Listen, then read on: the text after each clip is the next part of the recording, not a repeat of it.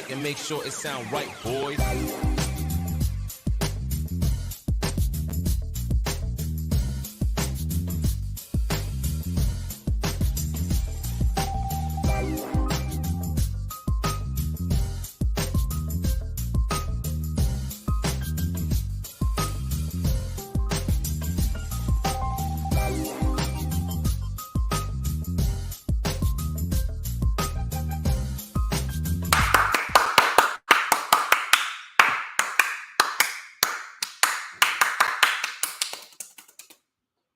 I swear to God, it is October 15th, and I'm wearing shorts as if it's still the middle of August. But nevertheless, everything is all set up. I checked the mic, and it damn sure sounds right, boy. And I don't know if you guys can hear it, but I am currently getting over a cold. I do have a little bit of a cough. Not sure if my voice is really up to code. I don't know if I'm up to code. You know what? Fuck it. I'm gonna do the intro anyway. Give me 1 second. Fuck it. I'm doing it. I don't give a shit.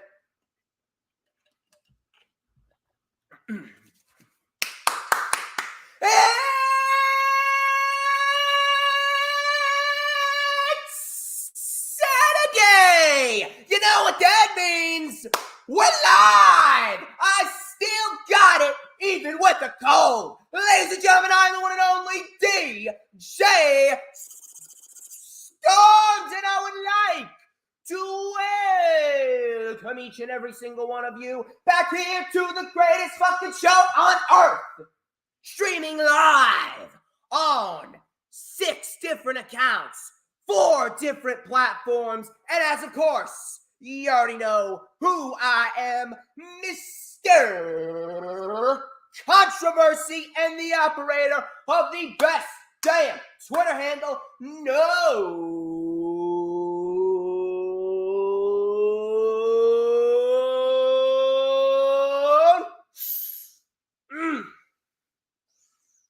Wow. Woo!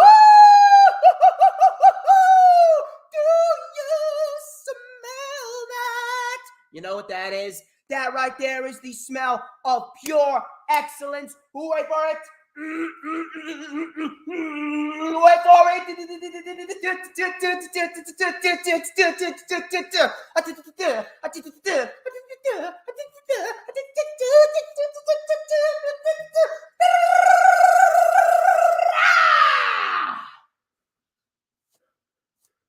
To mankind. And this is the official Lightning Flash update for Saturday, October 15th, 2022. And my God, do I still have that energy even when I'm not at 100% or what? As Pat McAfee once said, it's great to be great. Oh yeah, it must suck to suck. I am on fire burning from my head all the way down to the soles of my feet. Oh man, you know what I gotta do? Oh, you know what I gotta do? Oh, I gotta tiptoe. Tiptoe, tiptoe, tiptoe, tiptoe, tiptoe. Oh, I got tiptoe. Oh.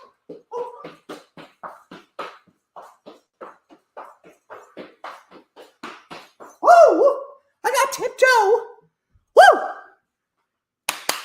Woo! I'm feeling it. Woo! Here we go. Touch myself up a little bit. Got a lot of people in the chat. Got Dylan, Lisa Wardlow. We got DD. So what's up? We got Peanuts, Mitch Kovsky, reminding everyone that I am the best in the motherfucking business. There ain't no one better. Now then. What do you say we get this party started, shall we? We have a lot to dissect, a lot to go over, a lot of news, a lot of rumors, a lot of reports, including we got 4, that's right, not 1, not 2, not 3, but 4 weekly shows to dissect and go over. We got a Godiva in the chat as well. How you doing? We got a lot of material to get into. You are not going to want to miss a moment of this stream. Now then, Oh, gotta catch my breath a little bit. Now then, before we get into the festivities here, as always, please, if you haven't already done so, and we got Hologram, baby! Hologram. Again, if I sound a little nasally, I am getting over a cold. I do have a little bit of a cough, so if you hear it, I apologize. Kind of like that. But regardless, we have a lot, and I mean we got a lot to get into. So, before we get into the festivities here, please make sure that you follow me on social media. Follow me on Twitter and Instagram at HistoryMakerDJS. That is at HistoryMakerDJS. Both of those links are in the description, as well as the link to my Facebook for collaborations and business inquiries. Please send me an email. My email is, of course, StormsTakeOver@gmail.com.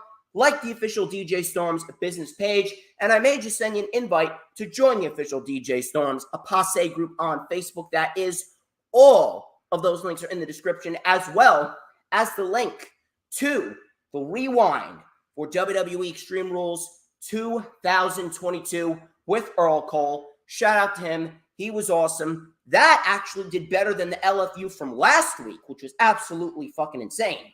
Crazy, absolutely crazy. But if you missed that, please go check that out. Of course, I want to give an apology out to Earl Cole and a couple of people that were expecting me on the wrestling experience this past Thursday. My cold was absolutely horrid a couple days ago. I sound a lot better now. I feel a lot better now. So I am going to work with Earl Cole, and we are going to reschedule, which we have. And we have the date set for November 10th. And me and Earl Cole are going to go live together. We're going to go live together on his channel for the wrestling experience to talk about AEW Dynamite. But again, I want to apologize to those that were expecting me and did not get me. I was not feeling too good on Thursday. Hopefully, I should be back to 100% by next week. Speaking of next week, we got the rundown for NXT TakeOver Halloween Havoc.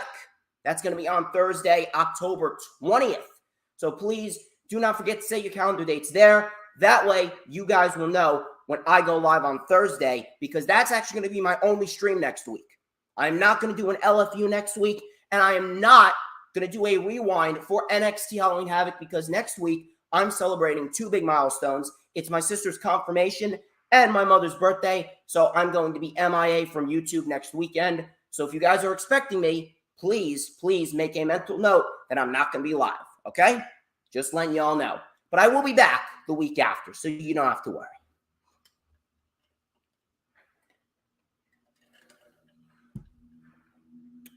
We are nearly 10 minutes into the stream. People, I don't know what you're doing, but you need to like the stream. It's vital that you do so. Like it, whether you're watching on Twitter, Twitch, or YouTube, or Facebook. We got plenty of platforms that we're streaming live on. Please make sure you like it. Share it out as well. Share it out on Twitter, Instagram, Facebook, Pinterest, Tumblr, Snapchat, TikTok, whatever social media platforms that you may be using, so that way we can get as wide and as big of an audience as possible, because everyone should know that DJ Storms is live, and everyone needs a little daily dose of DJ Storms in their life. You already know the drill. People, if you're watching on my channel, please make sure that you hit the like button there, and then go over to the Hardcore Sports channel and like it over there. 184 subs. We are 16. That's right, 16 subs away from 200. So if you want to help out the Hardcore Sports brand, go like the stream here, and then go like it on the Hardcore Sports channel, which we are also streaming live on, so that way Hardcore Sports can grow, because it is the place for all sports analytics, no matter what type of sports you watch, whether it be baseball, football, hockey, basketball, lacrosse, wrestling, UFC. No matter what you watch, you want to be associated with Hardcore Sports and the wonderful analytical team that we got over there. Of course, hit the subscribe button and hit that notifications bell with a huge coup de grace. That way you will know whenever I pop up on YouTube. Because whenever I pop up on YouTube, baby, It is the best time to be on YouTube because it's the only time you're going to get to see this glorious sideburn chin strap combination. This beautiful mustache right here. I don't know where Earl is, but he's about to miss his favorite part. Oh, yeah. Oh, look at that comb. Because we going to light it up right here on the stream with a little and a dash of and a whole lot of Because like Campbell's soup, like a fresh turducken right out of the oven for Thanksgiving dinner. Just like a nice sizzling T-bone steak, medium of course, with some barbecue sauce and some garlic salt sprinkled on top. Just like a nice big bowl of linguine pasta with marinara and a nice hot to meet the ball. I'm so good. Everybody wants a piece of the Stormsmeister. You already know the drill.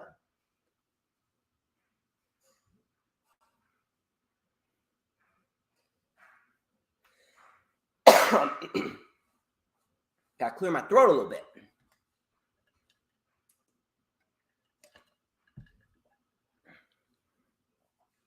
What do you say we get right into the festivities here? Let's talk about some news, rumors, and reports. My first report comes from Fightful Select. They reported that Mia Yim, the HBIC, is currently done with Impact Wrestling.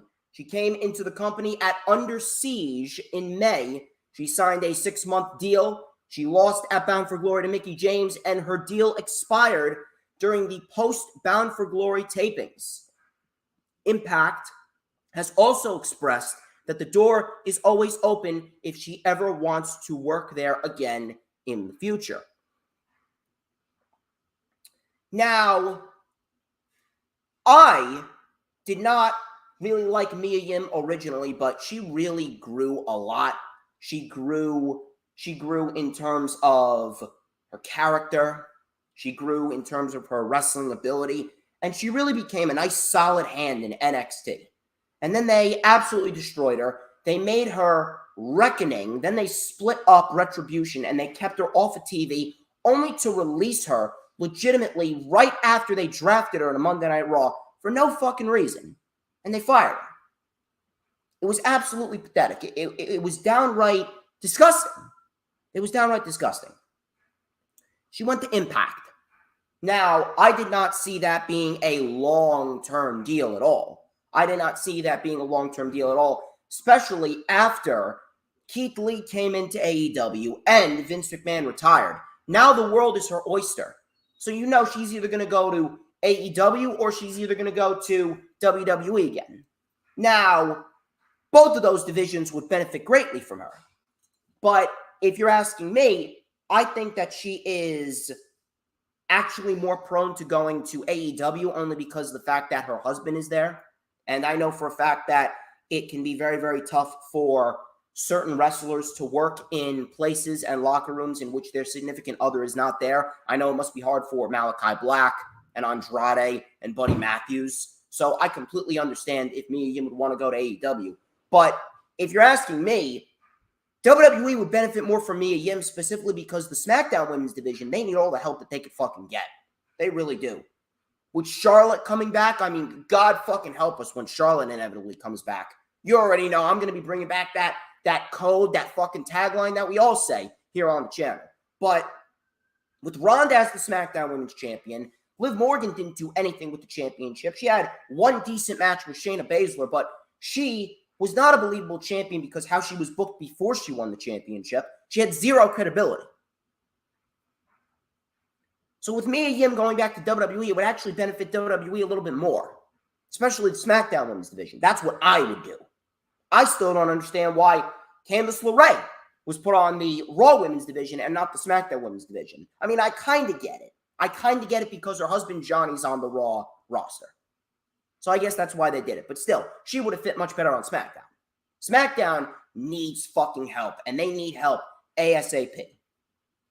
But again, this was kind of expected. there's no one that's really going to stay in Impact long term. Not like a Moose, not like a Sami Callihan, not like a fucking Josh Alexander or an Eddie Edwards. There are very few, far and few in between that are actually Impact lifers. Rosemary obviously is an Impact lifer. Maybe Deonna Purrazzo will go back to WWE. I don't know. It really depends. But I don't see many of the people that Impact hired that were fired from WWE. I don't see them staying in Impact, especially now that Triple H is back in charge and Tony Khan is really looking to revamp his show. And we could get a Ring of Honor TV deal happening imminently. And that's going to offer a lot more TV time to superstars that aren't on TV. We'll have to wait and see there. I don't see, but my God, Bobby Fish is probably going to be begging for a job from Tony Khan once again. Holy shit.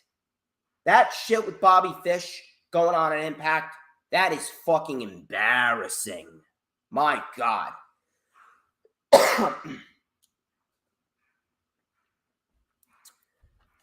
Staying on the topic of Impact, actually, according to PW Insider, the OGK, this is Mike Bennett and Matt Taven of the Honor No More stable on Impact Wrestling. With Maria Kanellis, they are currently no longer with Impact. Their contracts expired on October 8th. Heath and Rhino defeated them to win the Impact World Tag Team titles over the course of the tapings, which we will end up seeing next Thursday. And they actually embraced with Vincent, who was also a member of Honor No More, before they went to the back. And they actually showed up on Rampage last night. Pretty much setting their sights on FTR and the Ring of Honor World Tag Team titles and the IWGP World Tag Team titles. So they got some shit going on over there. Now, many people are kind of split with this. I'm not going to sit here and say that I hate it. Specifically because of the fact that, Matt Taven and Mike Bennett, they're a decent little tag team. They're not game changers. They're not going to come in and start blowing everyone away, but they're a nice, solid hand in the tag team division. They've actually been putting on some decent fucking matches over there. They got a pretty decent roster, does Impact Wrestling, but no one gives a fuck about them because their management's fucking terrible. But the Kingdom, they're a decent little tag team. I don't mind them. But the real value is in Maria Kanellis. If you guys remember, months ago, Maria Kanellis said that she was actually in talks with Tony Khan about potentially coming on in and potentially booking the women's division. And if the Ring of Honor TV deal is actually in the works, and we could get that sooner rather than later, probably by the beginning of next year, then bringing in Maria to help book the Ring of Honor women's division and potentially the AEW women's division, I see that as a big win.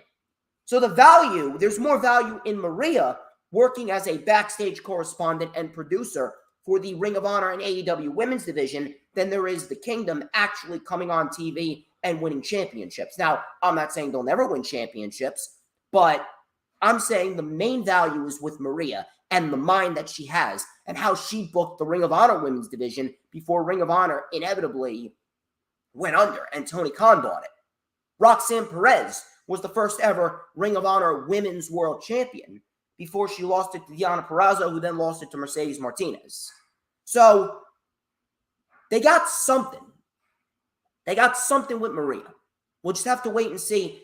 And maybe, just maybe, we could end up seeing a little bit more change, and the change would actually be sped up, specifically now with Maria now in charge of the Ring of Honor and AEW women's division. And then you got Saraya as a nice presence over there with the storyline with Jamie Hayter on the rise and Tony Storm putting on great matches as the AEW women's world champion. The women's division slowly starting to take a little bit of shape, and hopefully we'll be getting a little bit more material that we can really sink our teeth into if Maria is going to take over the creative duties. But I don't mind this. I'm not going to sit here and tell you that I hate it.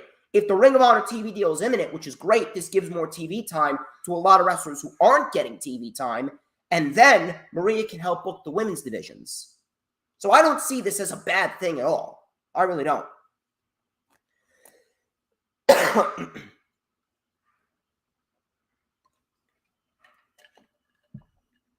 Frankie Kazarian, sticking with the topic of it, I swear to God, I'm talking about Impact for the first 20 fucking minutes of the entire stream. I know Jess is probably watching this. She's probably marking out that I'm talking about Impact.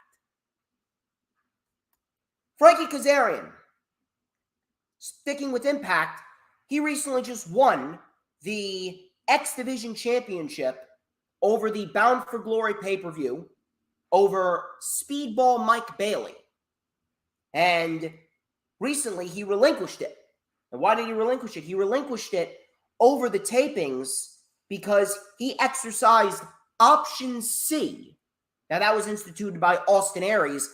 Option C is when an X Division champion relinquishes the X Division championship for a shot at the Impact World title. And Frankie Kazarian will be getting his world title match against Josh Alexander at Impact Overdrive on November 18th. So you guys are wondering what's going on with that. I'm not sure if Frankie Kazarian is still working for AEW. I'd like to think he is, but maybe he's just on Impact side of the spectrum for now, kind of to help get Josh Alexander a little bit more over. I'm not really sure why Josh Alexander needs that, but I don't see Josh Alexander losing the championship. If anything, I don't really understand why Frankie Kazarian even won the X Division title if he was just going to relinquish it right then and there. Really doesn't make too much sense to me. That's just me.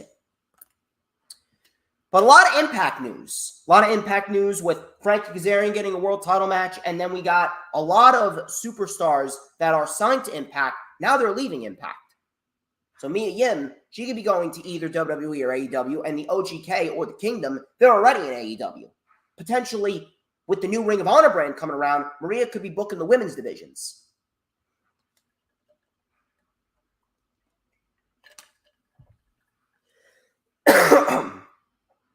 Speaking of being done with the wrestling company, Fightful Select reported that Jon Moxley is currently done with GCW for now.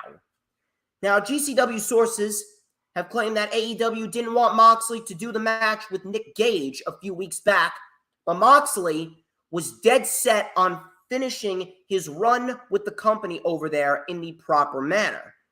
AEW hasn't wanted their talent to work GCW events for months.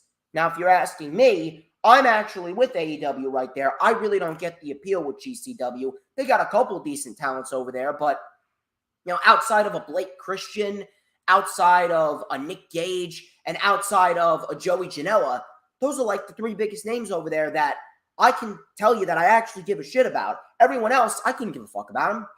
If anything, Joey Janela is above GCW. Nick Gage could actually be above GCW. Nick Gage is not a bad pro wrestler. If anything, a couple of the talent in there are worth so much more than Game Changer Wrestling. I don't know what the fuck they're doing over there, but Game Changer Wrestling is one of the worst promotions that we have in the pro wrestling industry right now. It's even worse than Impact. Really. Jess probably hates me after that comment, but GCW is not a fun promotion. It's stupid.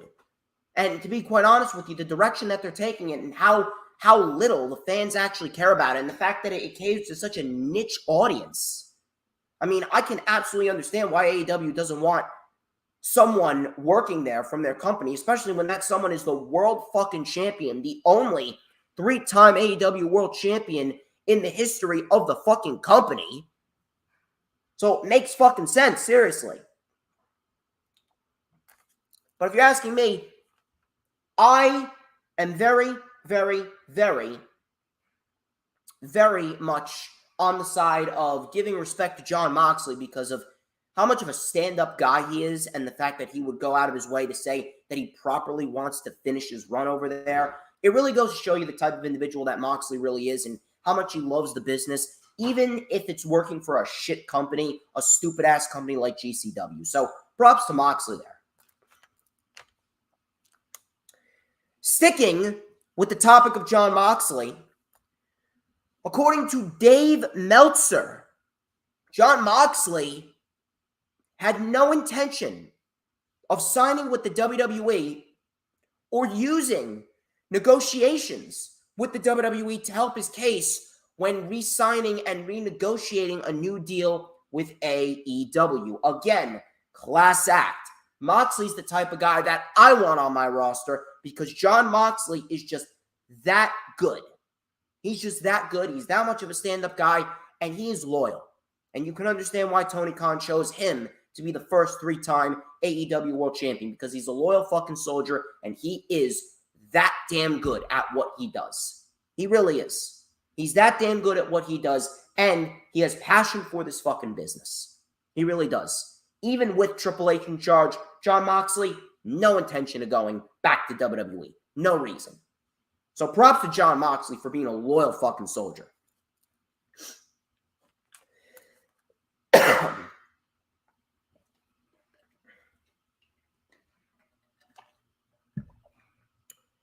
Moving on here, let's go back to the WWE side of the spectrum here.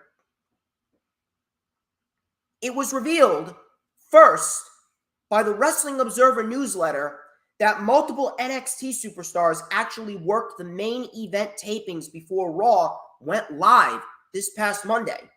Carmelo Hayes, he defeated Cedric Alexander, while Von Wagner lost to R-Truth via disqualification. Now, I actually have no problem with this. I think this is a great way to gain the NXT superstars a little bit more exposure, especially considering that no one gives a fuck about NXT, because NXT right now, they're the worst show on television. It's NXT and then Impact. Impact's better than NXT. Shockingly, but it's true. Now, with Carmelo Hayes going up to the main roster, that's actually a great thing. Carmelo Hayes, right now, out of everyone on that show, Carmelo Hayes has been fucking ready for the main roster for a while. Carmelo Hayes is great. Now, what do you do with him? If you're asking me, I would put Hayes and Trick Williams with Hit Row. So that way we can actually even the playing field with Hit Row and Legado del Fantasma. Because if you're looking at a 6-man tag, you put Carmelo Hayes in there since Swerve's not going back. Carmelo Hayes is there. He is doing his thing with Trick Williams. Trick Williams adds a nice flavor to Hit Row as well. Then you got Carmelo Hayes, Ashante the Adonis, and Top Dollar going up in a 6-man tag against Legado del Fantasma. It's a perfect storm. It's a nice, solid plan that they can work with, really. Now, Von Wagner, I don't know why the fuck Von Wagner is getting any main roster exposure. Von Wagner, I'm not even sure why he's still fucking signed to the company. He has a good look. He's decent in the ring. But the guy's got no charisma. He has nothing that we can latch on to. He's not entertaining. I don't even know why the fuck he's in the North American title ladder match at Halloween Havoc. So if you're asking me, no thank you. No Von Wagner, please. Carmelo Hayes, yes. Von Wagner, no. But if Triple H continues to do this, I think that this is a great thing. Really, a great thing to help the NXT superstars, especially those that are ready for the main roster, help them gain more exposure in front of an audience where it doesn't necessarily have to be on TV. It can just be in dark matches on main event for now. So that way, the people around the country will get a little bit more integrated with them. I have no issue with that at all.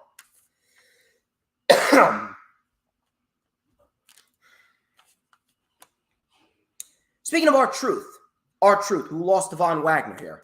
Sean Ross Sapp of Fightful actually reported that R-Truth and Shelton Benjamin are actually listed as a tag team on WWE's internal roster. Now, I actually think that's a great idea.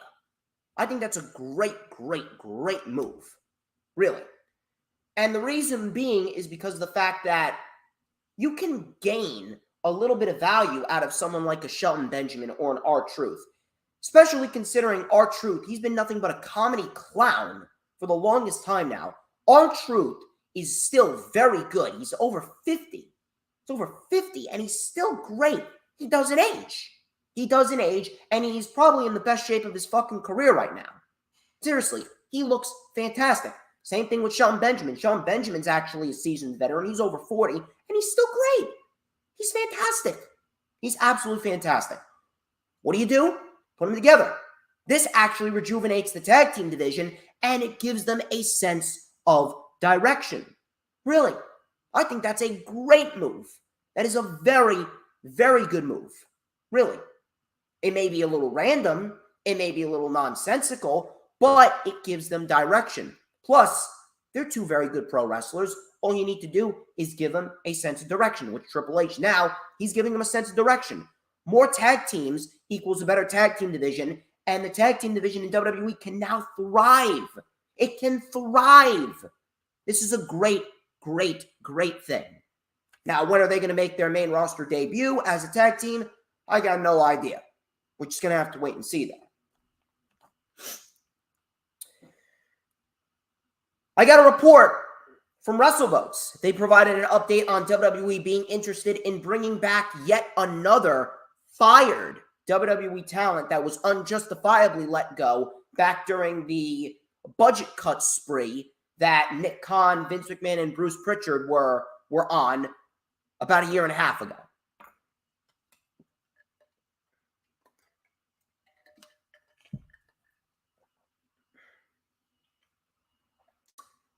The tweet read from Wednesday, and I quote, "I'm told another name WWE has significant interest in bringing back is Chelsea Green.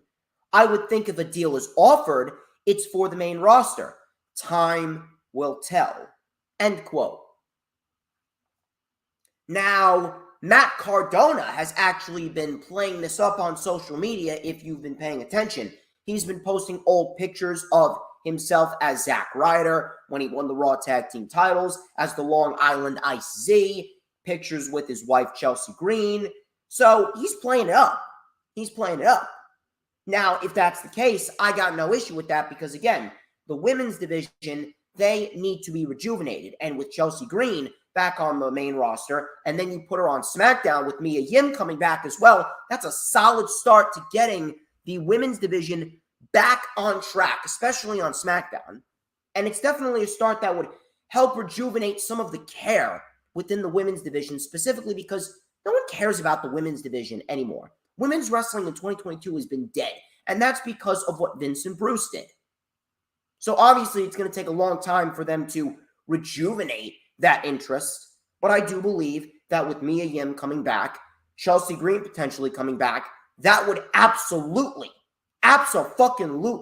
help the overall state of women's wrestling, not just in WWE, but with women's wrestling in 2022 as a whole.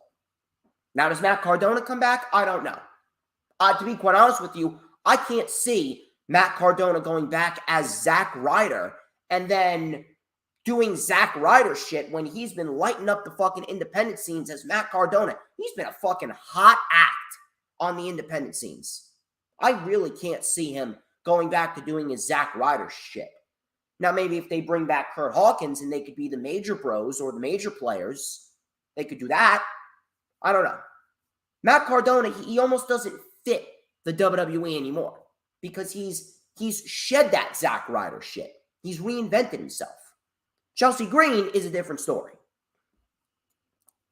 We'll have to wait and see that.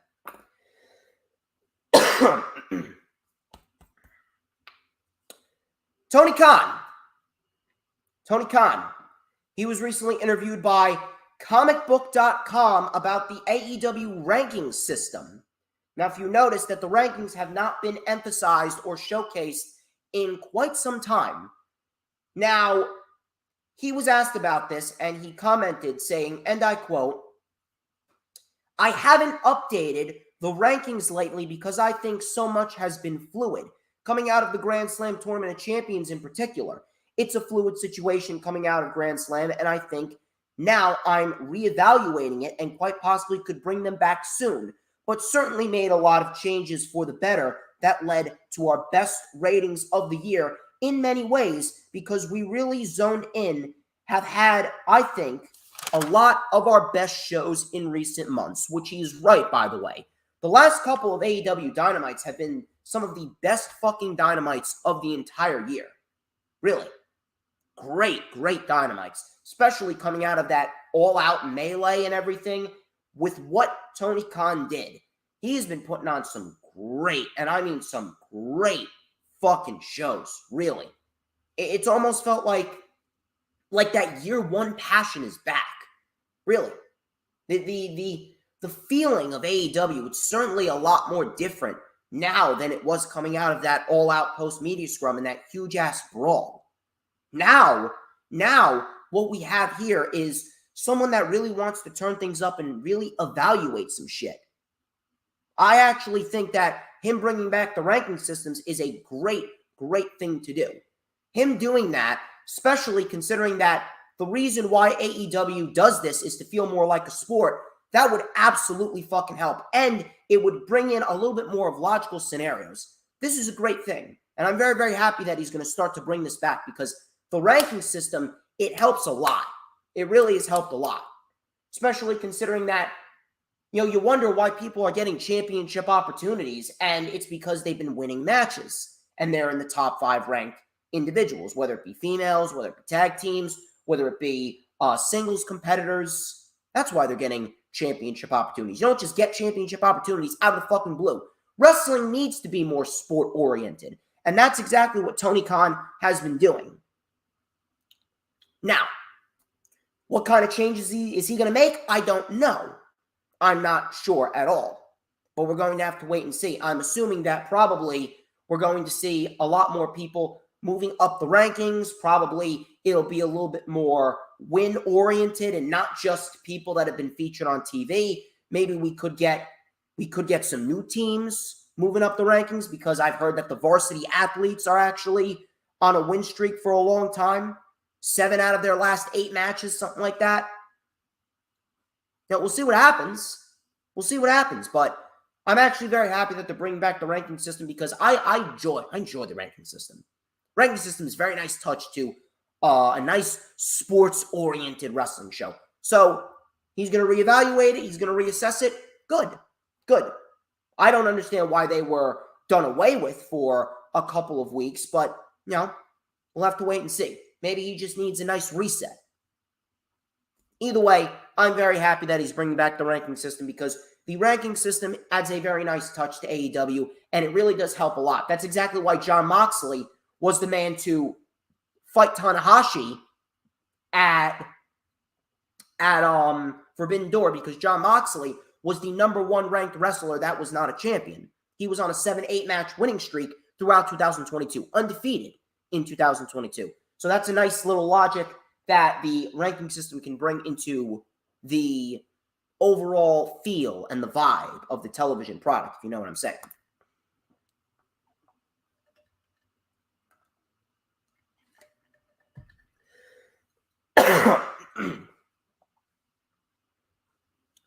Fightful Select, PW Insider, Wrestling Observer Newsletter. They were all talking about Bray Wyatt and his WWE return. And I got a report on what's going on with Bray Wyatt and what was the backstage reaction. Wyatt's return, according to Fightful, was very well received, and I quote, but by both internal sources and the external sources. Internally by WWE sources and management, and externally by the IWC. It was reportedly in the works since Vince McMahon had stepped down as the CEO back in July. Now, the Wyatt Six has been something that's been heavily fucking teased. We saw Grayson Waller and Alexa Bliss post very cryptic tweets out on Twitter after Bray Wyatt's return. The IWC also made a connection to Joe Gacy, who has a similar body type to that of the individual that was seen dressed up as Huskus the Pig. To add on top of all of this, Wrestling Observer reported that Bo Dallas, Bray Wyatt's brother, is set for a return to WWE, and PW Insider reported that Vincent and Dutch of the Righteous were actually backstage at Raw this past Monday. Now, first off, I am over the moon that Bray Wyatt is back. Very, very pleased to see Bray Wyatt back. Bray Wyatt is fantastic, and Bray Wyatt never should have gotten fired to begin with. If you want to talk about probably the most mistreated superstar of the modern era, it was Bray Wyatt. Easily Bray Wyatt. Bray Wyatt, he is probably the most well-rounded professional wrestler that one could find. He is a fantastic promo. He's a fantastic wrestler. I mean, you take a look at the matches that he has had over the course of his career. With Rollins and Reigns, even John Moxley when he was Dean Ambrose over there, Bryan Danielson, and Chris Jericho, and who else? His match with The Undertaker was actually pretty entertaining. All sorts of great matches, really. His storyline with Randy Orton was great, really. Bray Wyatt, not only is he a great wrestler, not only is he a great promo, but he's probably one of the most creative, if not the most creative individual in the pro wrestling industry today. And the fact that WWE did not treat him right, it's just a spit in the fucking face to everything that we love about professional wrestling. Now that he's back, this offers a completely different ball game, offers a whole new world of possibilities with what Bray Wyatt can do, especially with how creative the man can be and the creative freedom that Triple H allows. Now, the Wyatt Six, I've been trying to pinpoint things and trying to make connections. First off, I don't understand where Grayson Waller fits into this. Grayson Waller does not strike me as a guy that would really gel well with Bray Wyatt. So I'm not sure where exactly Grayson Waller fits into this. Alexa Bliss, I understand, because she has history with Bray Wyatt. Joe Gacy, yeah, because he's got that classic Bray Wyatt vibe to him. So Joe Gacy could actually favor well with Bray Wyatt. His brother Bo Dallas, I mean, that's self-explanatory. But the one thing that I'm actually most interested in is Vincent and Dutch of The Righteous. Now, if you guys don't know, The Righteous was a six-man group who were the Ring of Honor World Six-Man Champions. It was Bateman along with Vincent and Dutch. They had a match with Dalton Castle and the boys at Ring of Honor Death Before Dishonor back on July 23rd of this year. And I took that match and I said the Righteous are actually very good at what they do. I was very fucking entertained by the Righteous. I don't even know why Tony Khan didn't sign them. Tony Khan should absolutely go out and sign the Righteous for Ring of Honor. The Righteous is a great fucking trio. Really. They are fantastic at what they do. So if you're going to bring in Vincent and Dutch to go and pair up with Bray Wyatt and be Bray Wyatt's new family, so to speak, that right there is a great move because they got that classic Wyatt family look. You take a look at those guys, then you take a look at Bray Wyatt. I mean, they go hand in hand. They really do. Especially if it's going to be a little tease, a little throwback to the Eater of Worlds type of Bray Wyatt. This is a great fucking thing. So if you're going to go out and sign Vincent and Dutch to be a part of the Wyatt Six, I mean, you could take my fucking money right there. And this would be absolutely another big-time W for Triple H. He's making the WWE product better week by week by week. And it is a great thing to see. If you're not watching it, you should watch it. Raw and SmackDown this week were great. When was the last time I said that? Those two shows were great this week. Really. Rampage was actually the worst show this week. Not to say it was a terrible show, because Rampage is never a jack shit terrible show. But I mean, that just goes to show you how good Raw and SmackDown have become. Seriously. I am very interested to see what Bray Wyatt has to offer, and especially what we got last night. I don't like the fact that they cut off a very heartfelt promo like that, but I kind of understand what they were doing. I am very excited as to what Bray Wyatt is going to be doing going forward. It is going to be a great, and I mean a great fucking thing to see. I could not be any more excited, really. Ladies and gents, those are your news, rumors, and reports. Those are your news, rumors, and reports. We got plenty more to go over, including 4 weekly shows. Now, first things first. Let me go and check what is going on in the YouTube chats.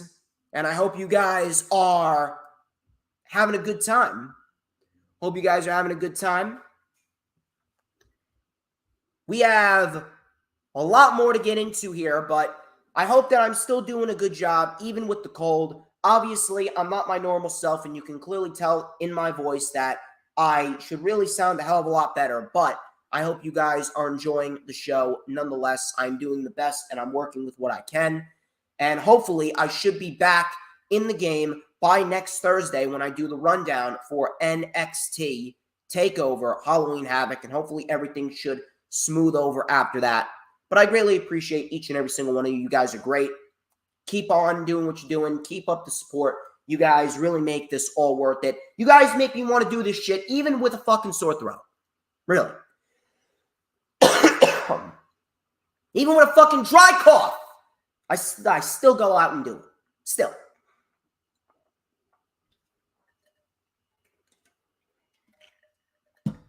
Raw this week.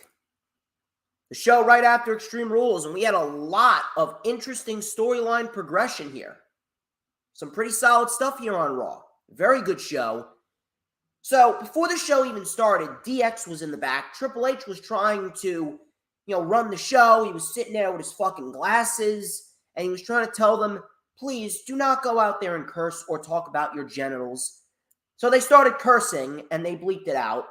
All of a sudden, they had chickens. These rubber squeaky chickens that dogs use, these dog chew toys, and they were calling them cocks. And there were 4 cocks. So Triple H, he took the cock, he took one of the cocks, and he pointed it at his crew, which was walking away, and he said, no fighting. So that was probably a shot at AEW for their backstage fighting. But the one thing that I took away from this is the 4 cocks. Now, I didn't see anyone talking about this, but for some reason, when I saw those 4 cocks, I just kept on thinking, is that a shoot at Vince and his crew? For some reason, I was just thinking that these 4 cocks were supposed to represent Vince, Bruce, John Laurinaitis, and Kevin Dunn. I don't know why, but it just came to me in that moment. These 4 cocks are to represent the old administration because all 4 of them are cocks. That's just me. That's just me. I'm not sure what you guys thought of it, but that's what I got from the cocks being showcased. So the show technically started off with the Bloodline. The crowd was loud, and I mean they were fucking loud for Sami Zayn. They booed Roman Reigns when he went Brooklyn, New York, acknowledge me. He said, I don't like to dwell in the past, but I can't get past Friday. My father told me that the loudest is the weakest. And if you're weak and in this bloodline, then that makes you a fool. He then asked Jay if he was a fool. Sami then interjected, and he said that Jay was his problem and he wanted the opportunity to handle the situation. So Roman goes, oh, he really is an honorary use, isn't he? He's all yours. So Roman just sat on the ropes. He sat with his arm over the ropes. He was standing by Heyman. And he goes, first off, Jay, does Sami, we all love you. Me and Roman had a talk last night, and we feel your behavior isn't very Usi.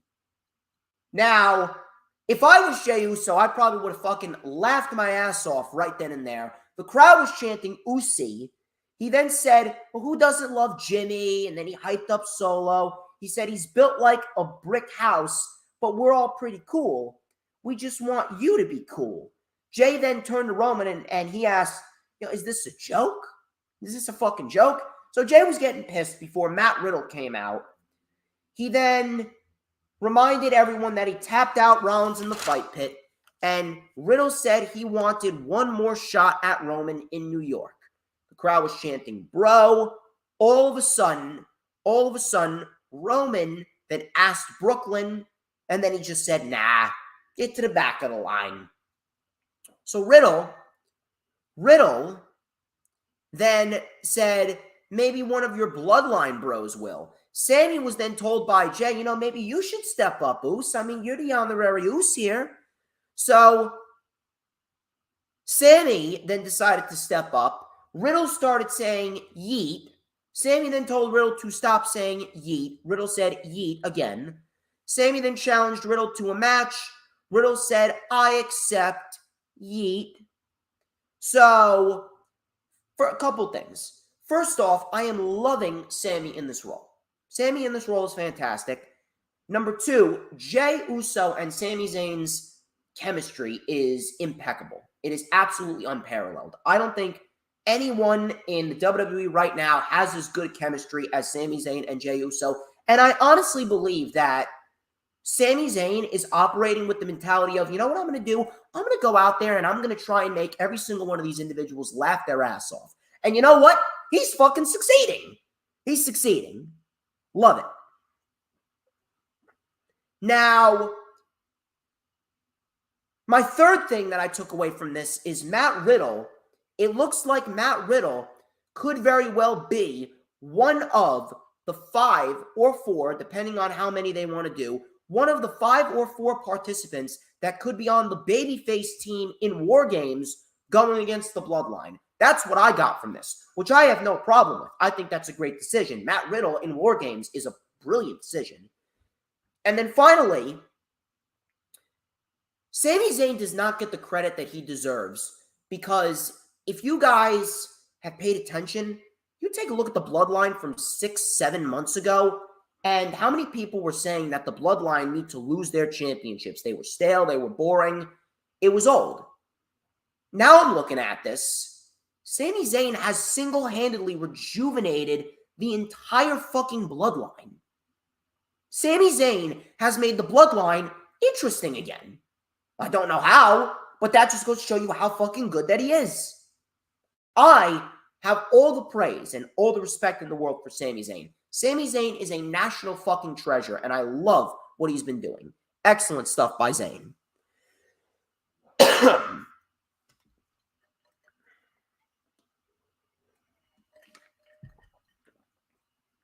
So we go into our first match. It is Austin Theory versus Johnny Gargano. This was very good for what it was. Didn't go too long. I don't expect that this is over, but we did get a decent match with the right outcome. So Theory took over with a cross-legged fisherman driver on the apron. I don't know why I said on the floor, but it was right on the apron.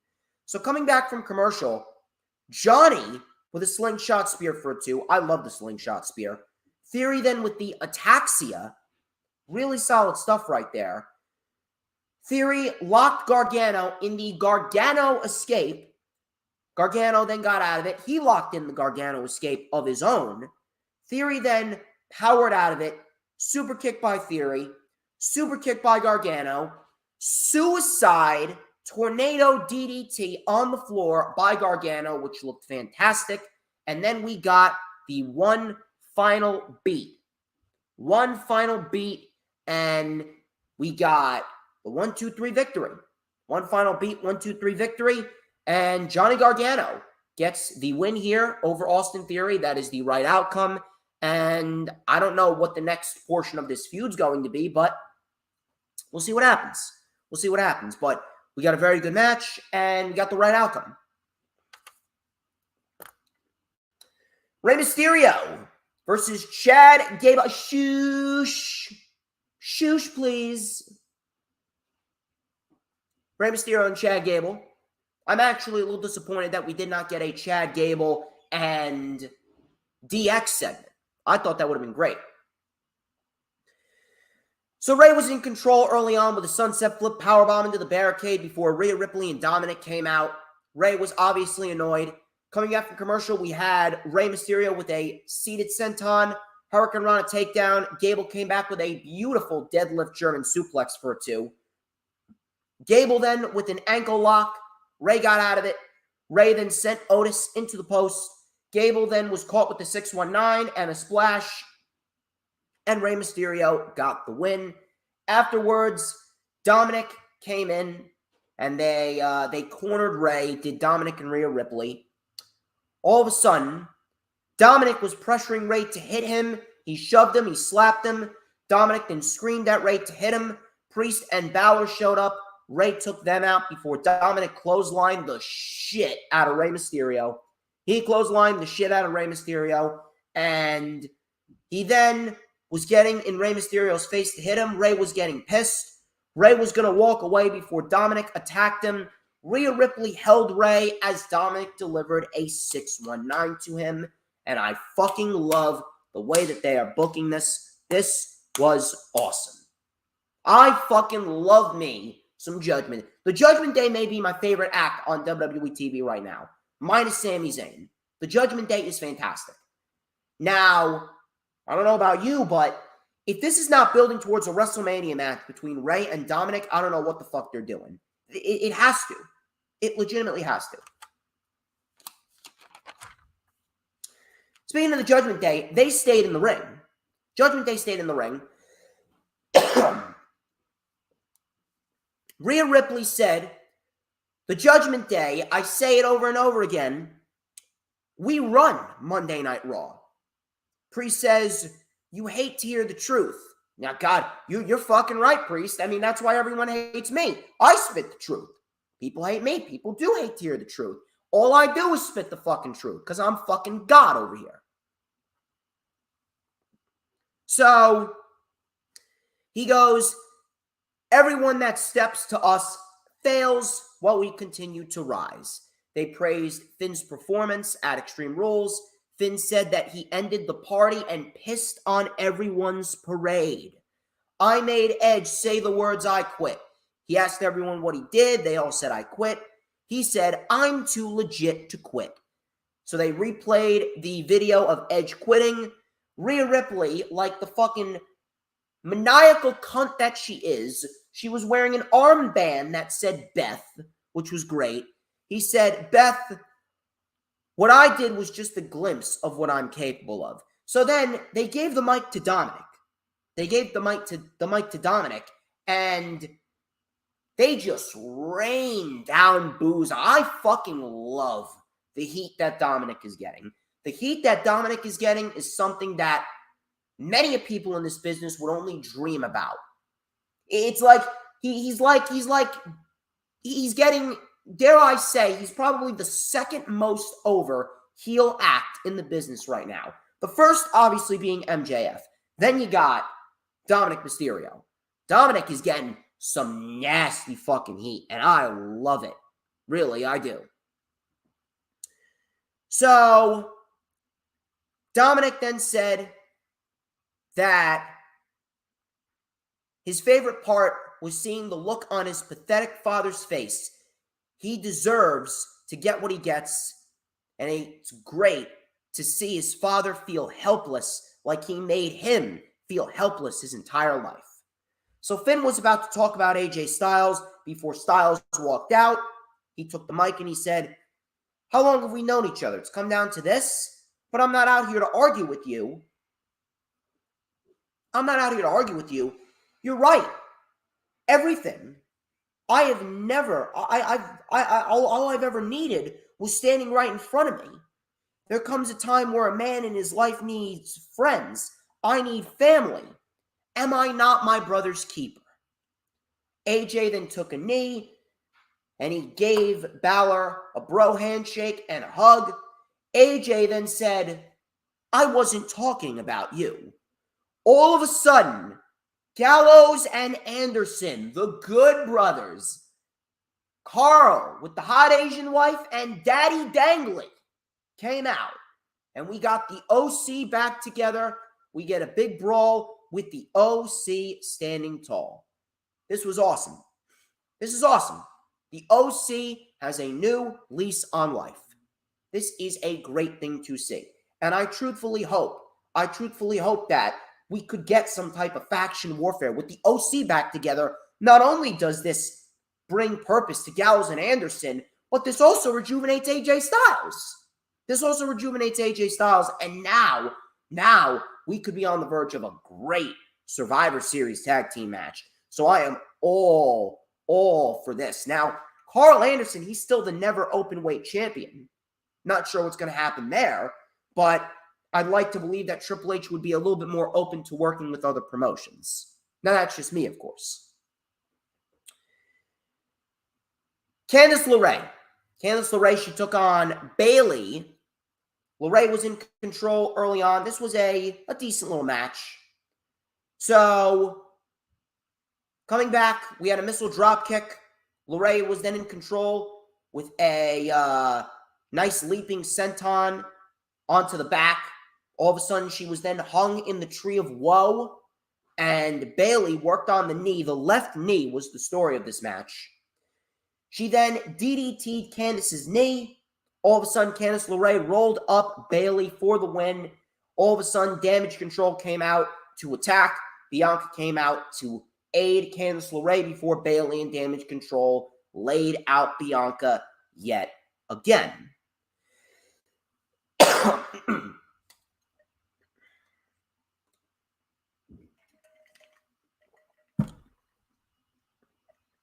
Damage Control's booking has sucked. I don't know what the fuck happened, but if you were to tell me that Bruce Pritchard is booking Damage Control, I would not look at you in a weird way. Damage Control has had the most Bruce Pritchard-esque booking, right down to the very last letter. Really. It has been terrible. I don't know why. I don't know how. But if you're asking me, Damage Control has zero credibility. And Bayley belongs at the back of the fucking line. She lost to Bianca, and now here she is losing to Candice LeRae. I don't give a shit how you want to spin it to me. Bayley should be nowhere near getting a Raw Women's title opportunity. This is why having rankings would help with WWE, just like it's helped with AEW.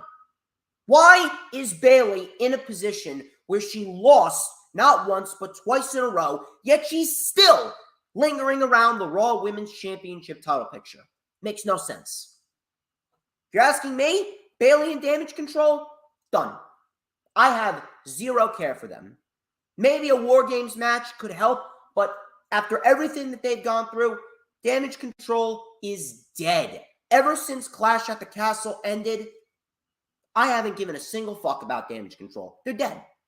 Damage Control is dead. Their booking has sucked.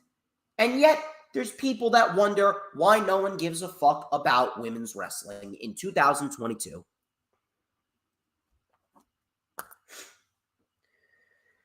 Maurice. Don't really care for Maurice unless I'm looking at her Playboy photo shoot from 2006. So Maurice came out. She hosted Miz's birthday bash. The Miz came out with a signed baseball bat from Jose Ramirez. Obviously, he trashed Aaron Judge. I'm not sure you want to trash Aaron Judge because let me tell you something. Aaron Judge right now, he's on the road to 600. He's going to get to 600, and he is going to make sure that everyone knows that the Cleveland Indians, not the fucking Guardians, the Indians, the Cleveland Guardians, or the Indians, whatever the fuck you want to call them, they are a trash baseball team. They are a trash baseball team. The New York Yankees is where it's at. 27 times going on 28 this year. Mark my words.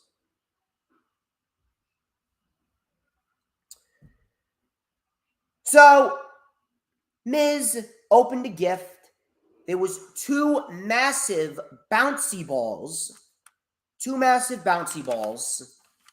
So, Miz's face was on these massive balls. The crowd chanted tiny balls. Dexter Lumis was under a gift underneath the table. Miz flipped the table. Lumis was gone. Lumis then came up from behind Miz. Miz accidentally kicked Maurice into the cake. Miz ran off. Lumis eyed Maurice. Maurice ran off. Lumis then took a knife, deflated Vince, I almost said Vince McMahon. Well, Vince's balls are quite deflated. But he took a knife, deflated the Miz's balls, and then the crowd started chanting to eat the cake. To be quite honest with you, if I was him, I probably would have eaten the cake too, because I love me a nice piece of fucking cake. And that's exactly what Lumis did. Lumis cut the cake, and he ate the fucking cake.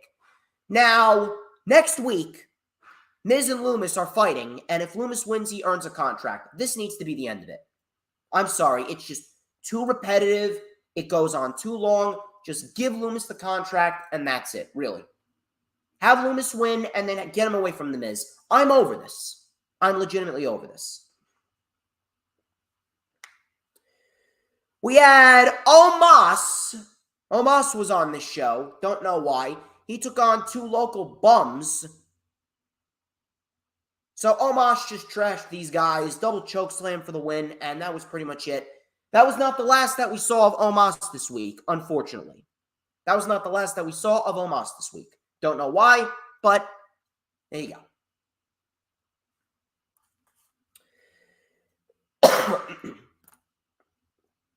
Bobby Lashley.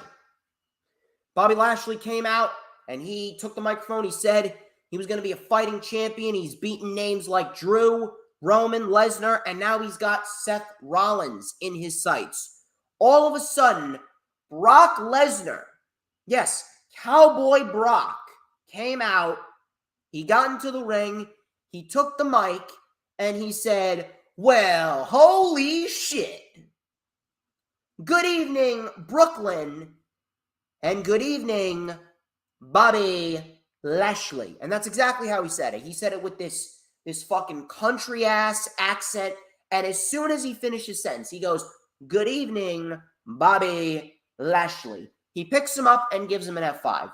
I don't know why, but I found that a hell of a lot more hilarious than I should have found it. I don't know why. I was laughing after he did it. Don't know fucking why. So he picked him up, gave him another F5, gave him a German suplex, one more F5, and then locked in the Kimura before walking off. Now coming back from commercial, Seth Rollins came out with his ribs taped up, obviously selling the effects from the fight pit.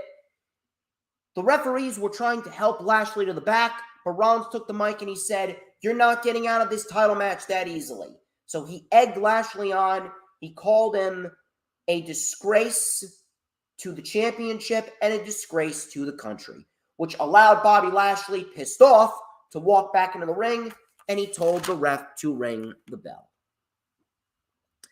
Now, we actually got a fun little 4-minute sprint here. The crowd was very, very hyped up for this match. So, Lashley went for the spear. Rollins caught him in a pedigree. Beautiful counter. Lashley kicked out. So the crowd was on fire for the entire 4 minutes that this went.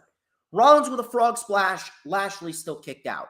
Spear by Lashley, but he couldn't capitalize because of the injured arm.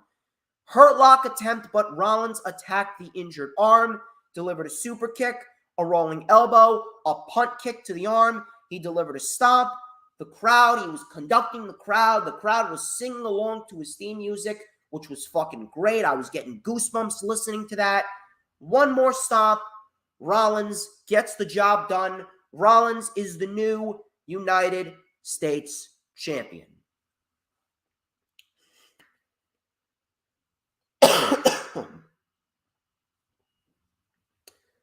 Couple of things. Do not misconstrue me when I say that I don't understand why they did this. Now, I'm not saying that I don't understand why, Seth Rollins won the championship in the manner that he did. I mean, that made sense for Seth Rollins to win the championship in the manner that he did. The problem that I have is they're setting up Bobby Lashley and Brock Lesnar. I understand Lesnar is working Crown Jewel. I understand you need an opponent for him. I understand the history and the story is there with Bobby Lashley. I get it. But I don't understand why we needed to take the championship off of Bobby Lashley, especially when he's been doing some of the best work of his entire career. Here's what I'm trying to figure out. I don't understand why Lashley would be the best scenario for Lesnar to go up against at Crown Jewel when you have Karrion Kross and Gunther on the roster. Does that really make any sense? You are going to have Lashley and Lesnar again. And I don't know if you guys were paying attention, but the match that they had at the Royal Rumble sucked. The most excitement we got out of that match was the fact that Roman Reigns came out and fucked over Brock Lesnar.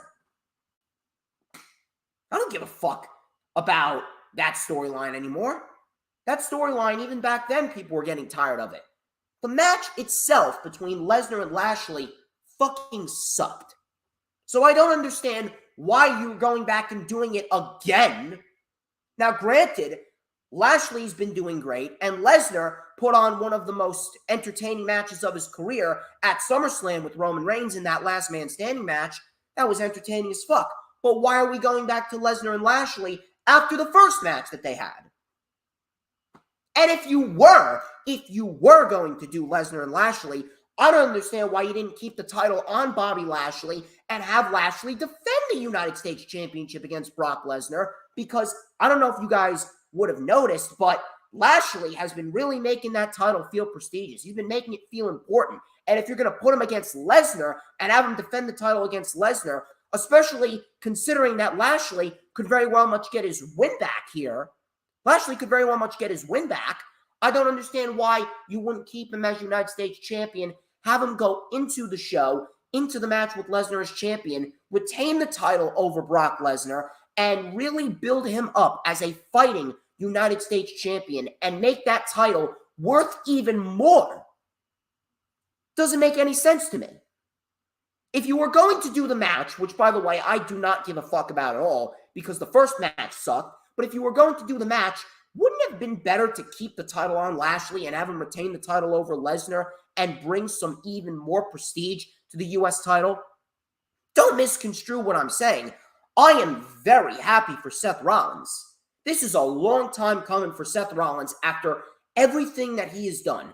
Rollins has been doing nothing but giving and giving and giving and giving back to everyone around him, giving to Cody, giving to Owens, giving to the Street Profits with the great matches that he brought the Street Profits to, giving back to Matt Riddle.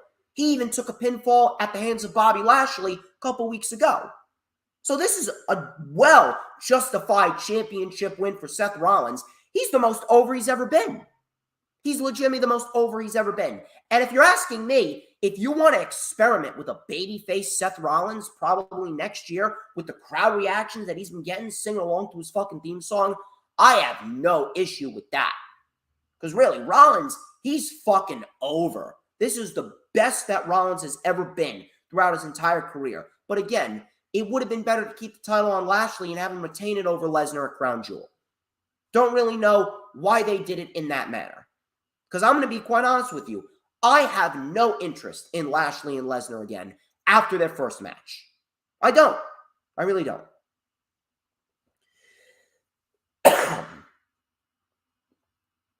Elias is returning next week.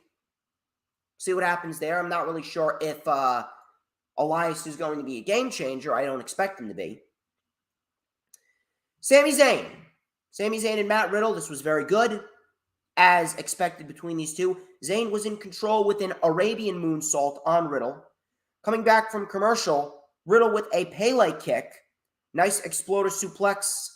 Nice forearms and a Michinoku driver for a 2. Final flash by Riddle.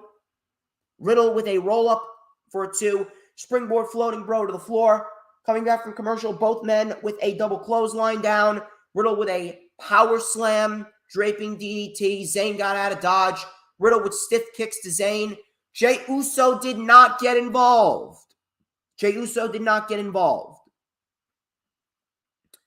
Riddle, he dodged the Blue Thunder Bomb, and then he caught Zayn with an RKO.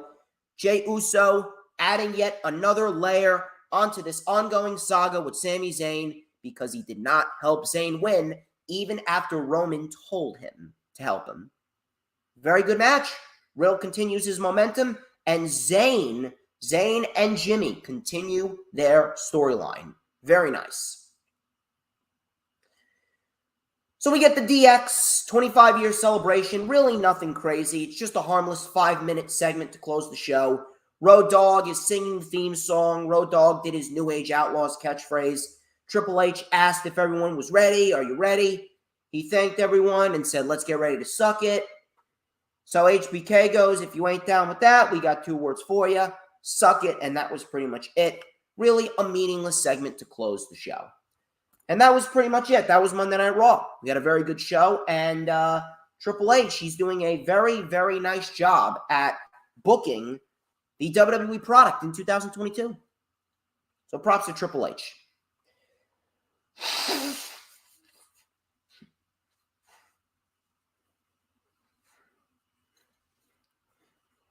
Swear to God, I cannot wait until I finally kick this cold. But that was Raw. That was Raw. I hope you guys are having a good time. We got 3 more shows to dissect and go over before we get on out of here. Hope everyone is having a whale of a time. So why don't we jump straight into AEW Dynamite, which was a great show this week. Excellent, excellent show this week for AEW. AEW has really hit their stride, and they've been putting on some of the best shows that we've seen all year. Renee Paquette. She started off the show, a major pop for her. She is now the newest member of the broadcasting team for AEW, and I love it. I absolutely love it. Christian Cage kicked off the show. Christian says it feels great to be back in Toronto. He is the face of Canada, and he guarantees a victory, just like the Maple Leafs losing in the first round of the playoffs guaranteed. I give you Luchasaurus. So Christian Cage obviously being a dick, and I love it. So we get Luchasaurus versus Jungle Boy Jack Perry. We had Jungle Boy using his quickness against Luchasaurus. Luchasaurus with a German suplex to overtake the match. A table was set up at ringside. Luchasaurus accidentally chopped the post. We had a back suplex on the apron. Coming back from commercial, Jungle Boy Hurricane Rana Luchasaurus into the post. Luchasaurus was then teetering on the apron. Jungle Boy with a sunset flip powerbomb off the apron, sending Luchasaurus through the table, which was great. Christian then went down to ringside. Jungle Boy saw him. Luchasaurus got back up with a big lariat. Fireman's carry slam for a 2. Both men were on the top buckle. We had a tree of woe position. Luchasaurus spiked Jungle Boy headfirst into the mat with his legs. He chokeslammed Jungle Boy with the left arm because the right arm was hurt. That got a 2. Jungle Boy with a crucifix bomb. That got a 2. Poison Rana by Jungle Boy. A kill switch, and Luchasaurus still kicked out. Snare trap was locked in, but Luchasaurus got to the ropes. Jungle Boy went after Christian Cage before Christian Cage, he shook the ropes. Now, here's the thing. He did not touch Jungle Boy. He didn't touch him. He just shook the ropes. So Jungle Boy was not beaten from Christian Cage and his antics because he touched him. Luchasaurus beat Jungle Boy without the physical help from Christian Cage. So he won somewhat clean. Luchasaurus then with a choke slam off the top and a cutthroat burning hammer for the win. Excellent, excellent, excellent match. And Luchasaurus rightfully wins here. This was the right outcome, and Luchasaurus gets a big win. Very, very happy to see Luchasaurus succeeding. And if you're asking me, I'm looking down the barrel of a Luchasaurus versus Wardlow match for the TNT Championship. Give me that. Give me that. Speaking of Wardlow, we had Warjoe versus The Factory. Now, the crowd was fucking hyped for this. So, this was pretty much a squash match. The crowd was hyped for Warjoe. We had Wardlow taking it to QT with a headbutt and a big lariat, turning QT inside out. Camarado came in, but he caught a spine buster from Wardlow. Tagged to Joe. Joe held Camarado's legs down, and then Wardlow delivered a beautiful swanton bomb. We had the Coquina clutch connecting, and Camarado tapped out. This was fun. The crowd definitely made it. Afterwards, QT then suffered more power bombs before the Embassy came out. Cage said, to Wardlow to cut that powerbomb symphony out. He then said, maybe FTR would come out to help you, but as far as I know, they're not here. They probably wouldn't even allow FTR in Canada. But then FTR came out, big pop. Dax then took the mic as the crowd chanted loud for FTR. Dax then said that he's got the perfect partner for Rampage on Friday. Hey, Cash, what time does Rampage start? And he said 10. Shawn Spears then came out, big pop. FTR with the big rig on Solo, and we got a 6-man tag for Rampage. So FTR, they are doing a lot of material. They're mixing it up with the Embassy, and now they're mixing it up with the Kingdom. Swerve Strickland versus Daddy Ass. Billy Gunn, a scissor me, Daddy Ass. So the crowd made this match really, really fun. So the crowd was chanting, "Oh, scissor me, Daddy," over and over and over again. God, that must have felt good for Billy Gunn. Billy Gunn, by the way, I don't know how, but Billy Gunn is a fucking freak. He's 60 years old, and he's jacked as shit. So Swerve took over. He worked on the leg of Billy Gunn. Swerve with a diving knee drop to the knee of Billy Gunn. Gunn came back with a tilt-a-whirl slam. Billy Gunn mounted a comeback. Swerve avoided the famouser, hit a rolling flatliner, and then the Swerve stomp. Billy kicked out. Billy went for the one and only cutthroat slam, but Swerve rolled through and grabbed the ropes to get a win here on Dynamite. Fun little match. Afterwards, the Acclaim came out to check on Billy. The Acclaim were then interrupted by Smart Mark Sterling and Tony Nese. Nese was holding a document from the U.S., and they trademarked the term scissor me. Sterling then said, "If you're willing to work with me, maybe we can work something out, but until then," he goes, "Scissor me, Daddy Nese." I don't know about you, but I'm not necessarily a fan of Smart Mark Sterling, but he's been getting some real good heat as of lately. I actually thought that this was very entertaining. I really thought this was very entertaining, and this could result in a tag team title match between the Varsity Athletes and the Acclaimed, which I don't mind because, again, the Acclaimed are not just going to lose the tag team titles like that. The Acclaimed need to be in a scenario where they are going to be given challengers that can take losses in the end. So I got no issue with this at all. Really, I don't. I got no issue with this at all. MJF. MJF was in the back. He was cutting a promo. He had Alex Marvez in the back with him. Or was it Tony Schiavone? I don't know. Either way, someone was interviewing him. Stokely Hathaway came in, and he told Stokely Hathaway, "Don't ever get involved, because that was strike 2. And if you ever get involved again, you're fired." So he talked about how he learned the hard way that nice guys always finish last.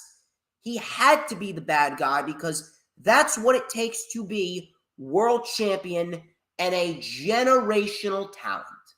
This man is your next world champion, whether you like it or not. Now, is he going babyface? Not yet. There's no chance he's going babyface yet. If he's going to go babyface, it's probably going to be next year. They can experiment with it. It's there. But at the end of the day, he's winning that championship as a full-blown heel. No doubt about it. Tony Schiavone. He was in the ring. He introduced Jon Moxley. This was actually one of the best things about the show here. So Jon Moxley, he asked about Hangman Page. He said, after 3 years, they have come from far and wide to take me down. Being world champion ain't fun and games. Other guys, they crumble under pressure. Some guys faster than others. So that was a jab at CM Punk there. Being the world champion is a dirty job, and that brings us to our boy, the Cowboy. So Adam Page came out. Page wanted the mic. Moxley gave him the mic. Page then said, if you got anything to say it to my face. You know, you said that you respect me as a person, and that meant the world to me, and I've come to respect you in and out of the ring. There were times that I looked at you and said, you're the kind of man I want to be. MJF was in the crowd.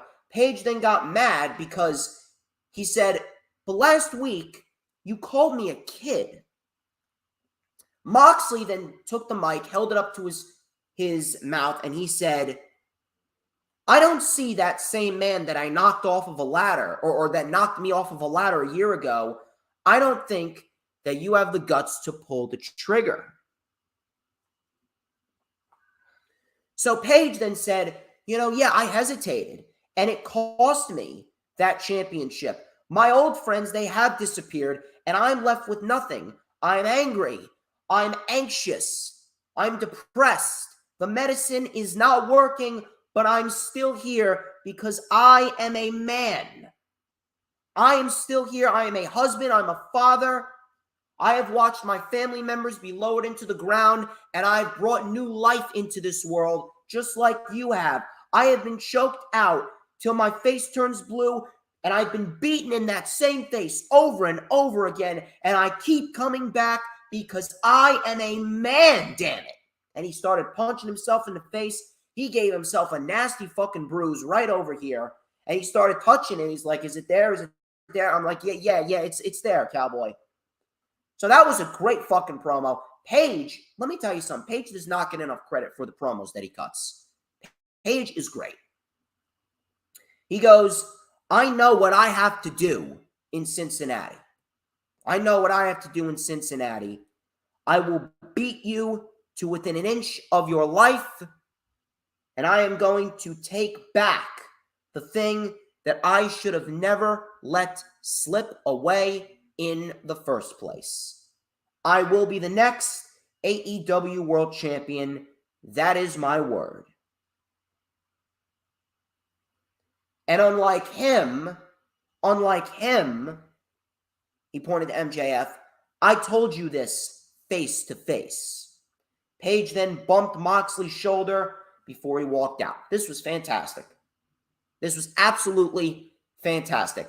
That is how you sell a world title match. And I cannot wait for this match. This match is going to be fucking great. This match is going to be fucking awesome. Cannot wait to see what these two are going to do. It honestly feels like a pay-per-view match. It really is.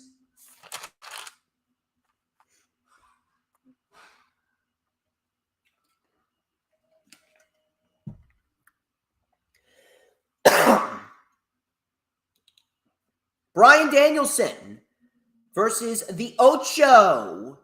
The Ocho. Chris Jericho. This was for the Ring of Honor World Championship. This was a great match. Great match from start to finish with a rather surprising heel turn. So Bryan took it to Jericho early on. Jericho came back with a top rope Hurricane Rana for a 2. Coming back from commercial, Jericho with a DDT and an axe handle, sending Bryan to the floor. We had a springboard crossbody to the floor by Jericho. He remained in control. Bryan with an avalanche butterfly suplex into a label lock. So very nice transition right there. Oh, by the way, something I didn't mention before in the promo. When Jon Moxley takes a lighter schedule,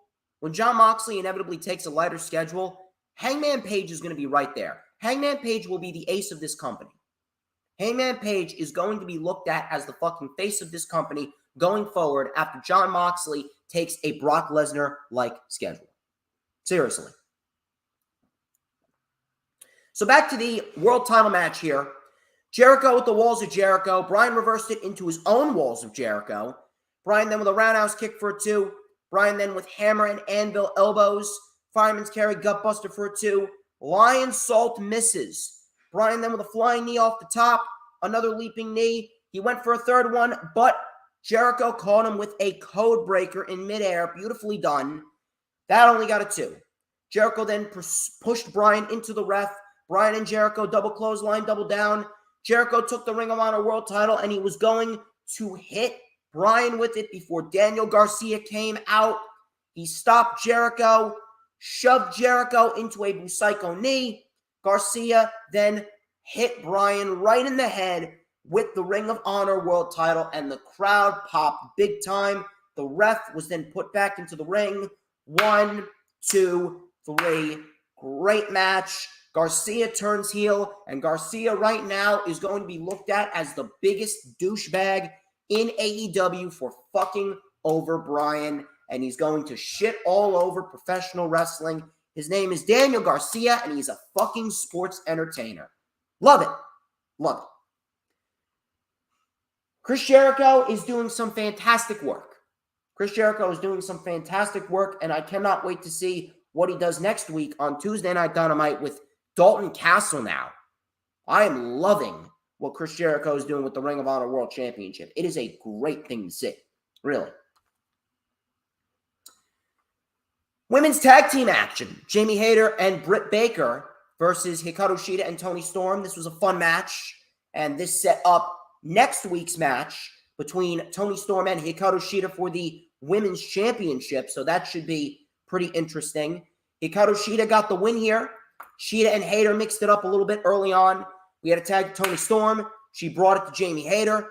Hayter then came in with a big boot, which, by the way, Jamie Hayter, Earl, I know you're not listening now, but I'm sure you'll probably listen later. Earl, I need to make a ass assessment with Jamie Hayter. I think that she is a really very good asset to the AEW women's division. I think that she had a very nice boot, a boot right to the face by Jamie Hayter. Coming back from commercial, Shida came in. Shida brought it to Britt Baker with a nice high knee, 10 punches in the corner. Shida with a superplex to Jamie Hayter, superplexing Britt onto Hayter. Meteor from the middle rope for a 2. We had a backbreaker by Jamie Hayter. I mean, I'm pretty sure that there'd be a lot of people that would love to be on the receiving end of that backbreaker from Jamie Hayter, but not in a way that you guys are thinking. Not in a wrestling capacity. Wink, wink. So, moving on with the ass assessments here. We had a bulldog, Cazadora into the bulldog by Toni Storm on Hayter. Swinging neck breaker by Britt. Double thrust kick by Britt and Hayter. Curb stomp by Baker. Storm saved it. Tornado DDT by Storm. Storm 0 on Britt. Hayter then pushed Toni into Shida, breaking up the pin. We had a swinging DDT to Hayter on the floor. Storm then was out of it as well. Shida then reversed the lockjaw. Shida then with a tight roll-up to get the victory. And next week on Dynamite, it is going to be Shida versus Storm for the AEW Women's World Championship, which is going to be a great fucking match.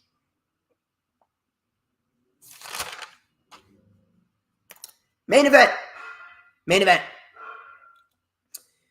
It is the Bastard Pac versus Freshly Squeezed Orange Cassidy. This was an AEW All-Atlantic Championship match. Pac went right after Cassidy. No wasted motion at all. Nice punt kick to the face. Pac then mocked Orange Cassidy. Really? So Pac was really playing up to Orange Cassidy. Cassidy then springed up into a drop kick. Pac caught OC in a suicide dive position and delivered a Falcon Arrow to him on the floor to take over. Coming back from commercial, Pac then with a tombstone on the ramp. Yes, a fucking tombstone on the ramp. Pac got back into the ring. Cassidy just beat the 10 count. Brutalizer was locked in. Cassidy fought to reach the ropes. Cassidy then with a tope suicida went back into the ring and delivered a Tope Suicida into a DDT. Pac sold it like he broke his fucking spine. Satellite DDT in the ring. Orange Punch connects, but Pac kicked out. Great near fall. Both men were then on the apron. Cassidy then with the beach break on the apron. Northern Light suplex by Pac into another brutalizer, but Cassidy got to the ropes again. Pac was bleeding from his ear. All of a sudden, Pac went for the ring hammer, but Danhausen was at ringside. Danhausen cursed him. Pac then tried to use the ring hammer, but the ref caught him. Pac still took it. We had a big right hand from Orange Cassidy. Cassidy took it, gave it to the ref. Pac rolled up Cassidy, damn near close near fall. Orange Cassidy with the orange punch, and a second one for good measure. Orange Cassidy with the 1, 2, 3. And Orange Cassidy, for the first time in his AEW career, is a champion for 12 minutes. Holy shit, this was fucking awesome. For 12 minutes, this was fucking great. Really. This was fucking awesome. Excellent match. And Tony Khan going back to what he knows best. Pushing the homegrown talent. Look at all the stars that Tony Khan has created. Darby Allin, Sammy Guevara, MJF, Jungle Boy, Wardlow, The Acclaimed, Britt Baker. Now you can add OC to the list. Homegrown talent. The OGs, the OG individuals. Hangman Page is another one. Wheeler Yuta is another one. The homegrown talent is where Tony Khan thrives in, and I'm very happy to see that OC is thriving. This was great. Props to OC. Great show. Great show.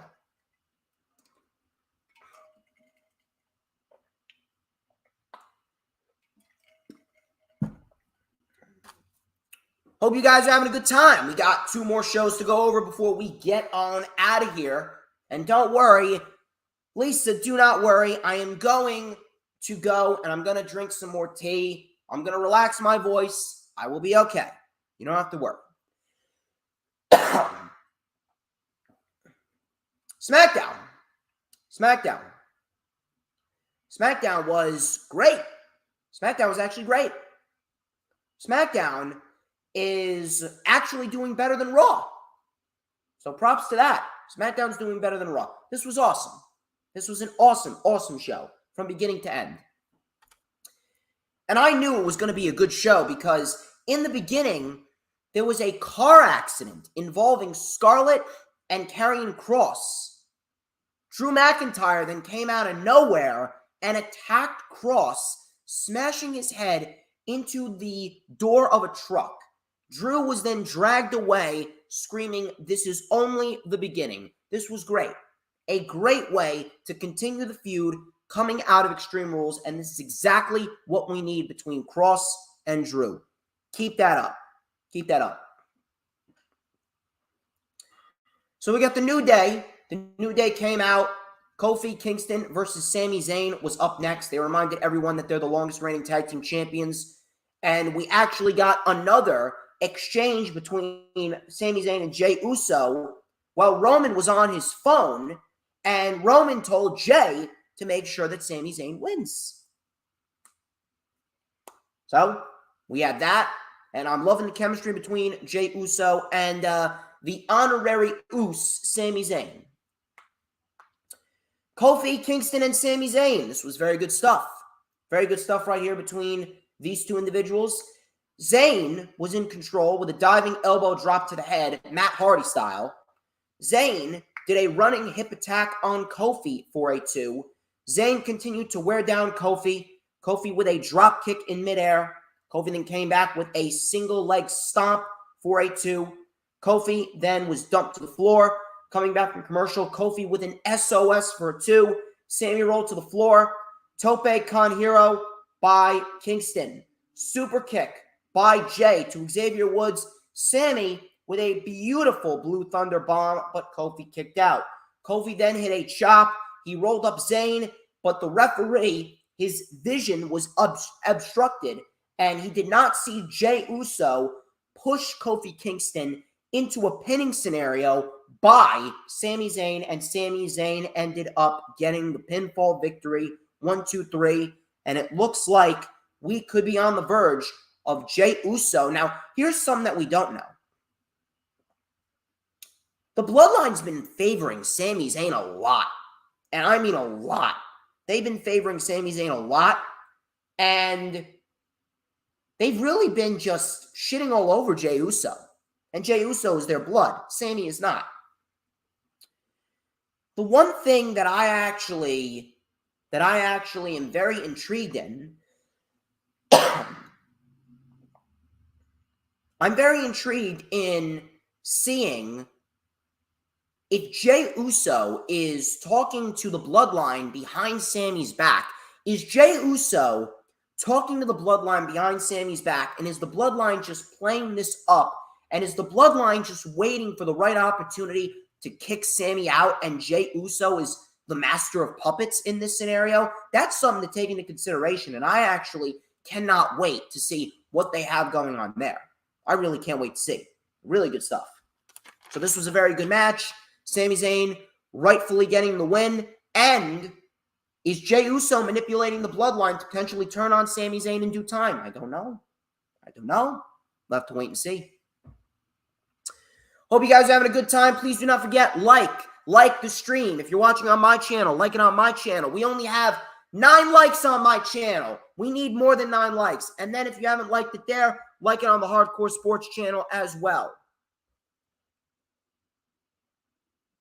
We move on from that match and we go into a backstage conversation with Rey Mysterio and Triple H. Rey was in the back and he was talking to Triple H about how bad his life has become. He still sees that little boy who used to fall asleep on his shoulder. He won't fight his son, so he wanted to talk to him personally to tell you that he quit. He's like, Hunter, I wanted to tell you this, that I quit. So Triple H was like, whoa, hang on a minute. And he invited him into his office to talk things out. And that obviously came to fruition later on in the show.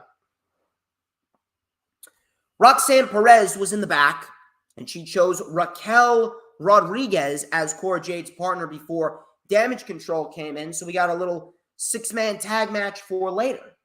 So that set that up pretty nicely.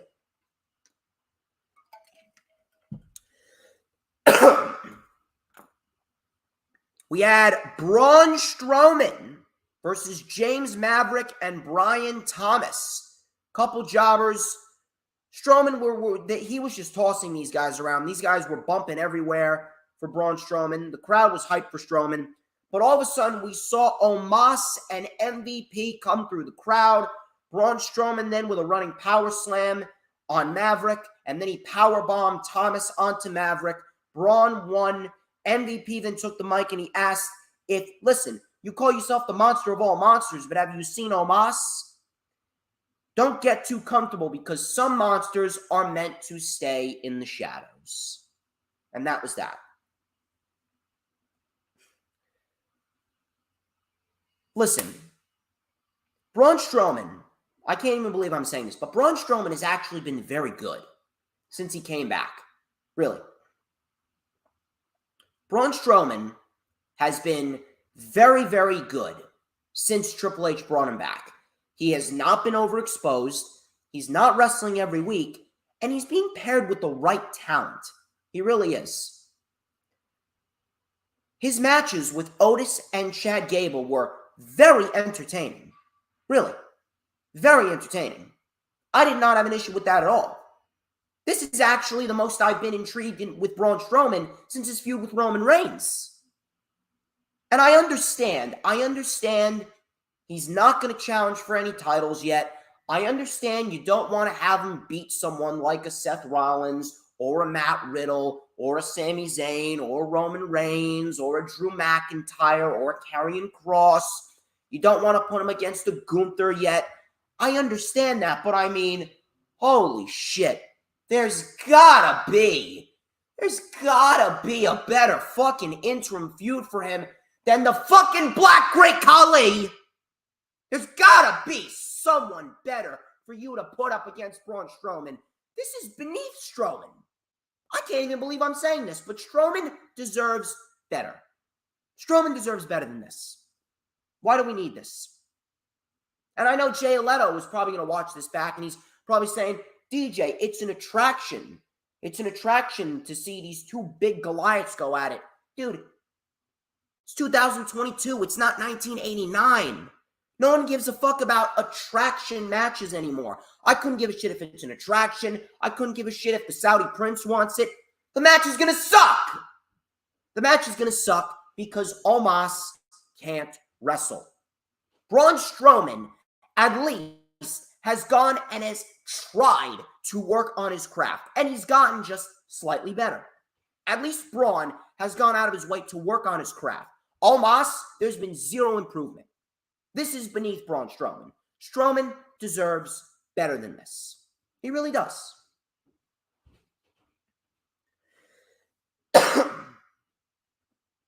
Moving on here, we had Mansoor.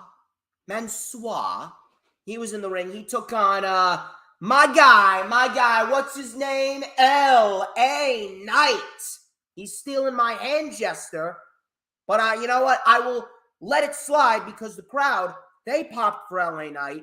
L.A. Knight, he got the win here with a nice BFT, and I'm loving it. He then took the mic, and he goes, let me talk to you.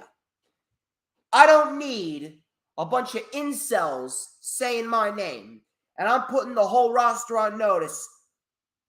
Whose game is it? It's LA Knight's game, and that is just a fact of life. Yeah. Love me some LA Knight. It feels good to hear that fucking theme song again. Feels fucking good. I fucking love it. Give me some LA Knight all fucking day. LA Knight, yeah. Love it. I'll tell you what else I loved. I loved this 6-woman tag. Shotzi, Raquel Rodriguez, and Roxanne Perez versus Damage Control. This was actually the first decent match for the SmackDown Women's Division that we've had in a long, long time. Really. This was the first decent match on SmackDown's Women's Division that we've had in quite some time. Very happy they decided to bring Roxanne Perez up, too. So Roxanne started off strong with a nice tope suicida on Bayley. Future's bright with Roxanne. She's very good at such a young age. Shotzi came in. She lit up Dakota Kai. Dakota Kai came back with a PK. Shotzi then with a DDT on the apron. Tag to Raquel. Bayley was caught with a fallaway slam. Tag back to Roxanne. Damage Control took out Raquel with a moonsault by Io Sky. Crossbody by Shotzi onto Damage Control. Bayley with a Bayley to belly on Perez. She kicked out. We had a Hurricane Rana on Perez, or by Perez on Bayley from the middle rope. Bayley kicked out. Bayley with a Rose Plant attempt. Roxanne reversed it. Bayley then with a very sloppy crucifix pin, and she ended up getting the 1-2-3 victory. Roxanne Perez, very happy that she got the showcase here on SmackDown. She looked very, very good, and we got a decent match, and this was a much-needed win for Damage Control. Really, much-needed win for Damage Control. It needed to happen because Damage Control has been nothing more than fucking female 3MB, taking L after L after L after L. So they needed this win. We got ourselves a little bit of hit row. They took on Legado del Fantasma. And my God, do Legado del Fantasma have a great fucking theme song. Fucking love that shit. So we get a big brawl on the ramp to start off the match before Zelina took out B-Fab. They chopped out Top Dolla's knee. And we had a double team Enziguri Russian leg sweep. Very quick. Very effective. And Legado del Fantasma get the win here. And my God, do I love the way that Santos Escobar carries himself. Give me Santos Escobar versus Ricochet. Give me Santos Escobar versus Rey Mysterio. Give it to me. I want it all. I want all that shit. Fucking love me some Santos Escobar. In the back, Liv Morgan Liv Morgan attacked Sonya Deville backstage because Sonya Deville was trashing her. We had a super kick to the face. She then put Deville on a table, and Morgan then with a diving senton through the table on Deville as she smiled and laughed maniacally. Now, some people are saying that this could result in Liv Morgan joining Bray Wyatt. I don't know. We'll have to wait and see there. I'm not really sure how it's going to favor, considering I'm not sure if they have much chemistry together. That's just me. We'll have to wait and see. Ricochet, Sheamus, Solo Sikoa, and a fourth competitor, Karrion Kross, due to the attack, was not in a position to compete. So what did they do? They brought in Rey Mysterio.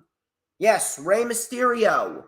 Booyaka Booyaka 619. He is officially a member of the SmackDown roster as he inked the deal with Triple H. And we got a very fun Fatal 4-Way. Really, really good stuff here. So, Ricochet went after Solo.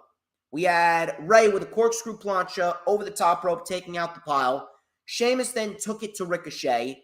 Solo and Sheamus, they had a nice face-off, so that's definitely a hard-hitting match that I would love to see. We had a Samoan drop to Solo on the floor by Sheamus. Ricochet with a tope suicida on Solo. Rey with a baseball slide onto Sheamus, onto the floor. Ricochet and Rey, they had a face-off. They had a nice back-and-forth sequence. Ricochet with a Northern Lights suplex and a roll-through brainbuster for a 2. That got a nice near fall. Solo then came in, hip attack on Ricochet, spinning heel kick to Sheamus. Coming back from a second commercial, all 4 men were in the corner. We had a double powerbomb by Solo. Sheamus then broke it up with a diving knee, punt knee, and an Irish curse backbreaker by Sheamus. Cloverleaf was locked in. Jay and Sammy then came out to save Solo. The Brawling Brutes came out for the assist, and we got a big brawl. Rey spiked Ricochet right on his head with a forward Poison Rana, and then Rey Mysterio hit the 619 in the splash. Rey Mysterio gets the win, and he is going to fight Gunther for the Intercontinental Championship at a future date. Probably Crown Jewel, which I have no problem with. I think that is a great interim match for Rey Mysterio and Gunther, and it gives Gunther a reason to extend his Intercontinental title reign. That's going to be great.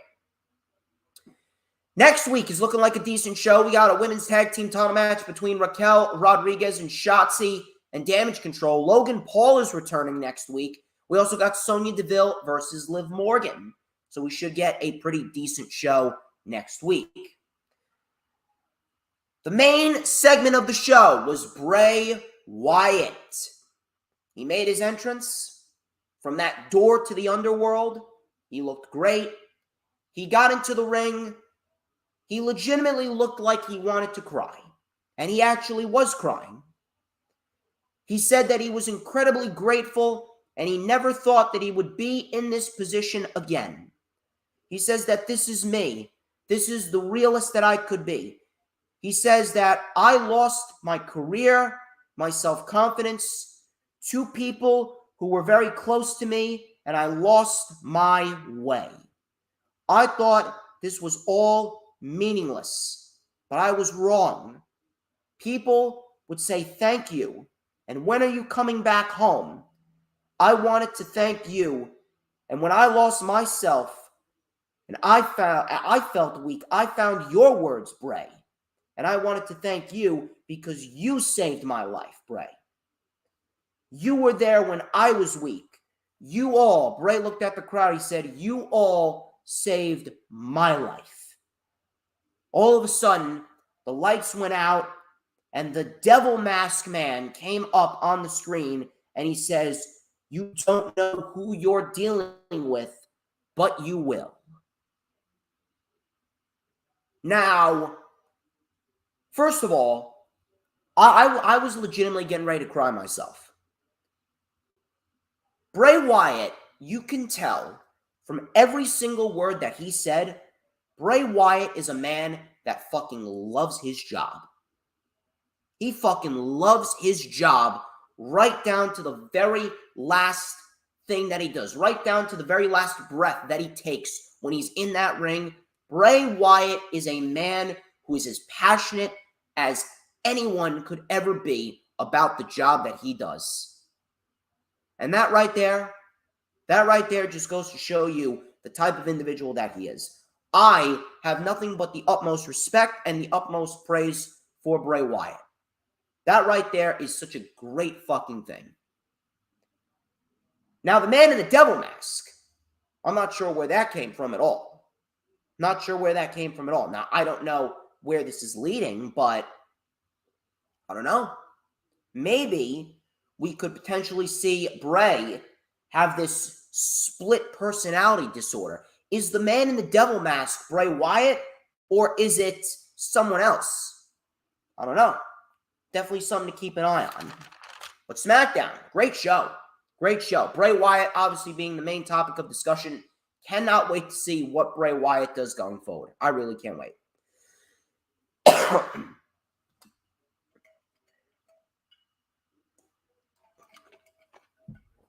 Rampage. Decent show. Not horrible. But out of all the shows this week, Rampage was probably the worst show out of the 4 shows that we are talking about this week. Doesn't mean it was bad. It just wasn't blow away. It just wasn't must-see. Jon Moxley and Claudio Castagnoli, they kicked off the show. They fought the Butcher and the Blade. Fun little match. Really nothing to go back and rewatch, but it's always good to see the Butcher and the Blade wrestling. Claudio and Moxley were in firm control. The Butcher and the Blade took over. They isolated Claudio with an assisted suplex slam. The crowd was very, very hyped up for this match, and I'm very, very happy to see that Rampage had a very lively crowd.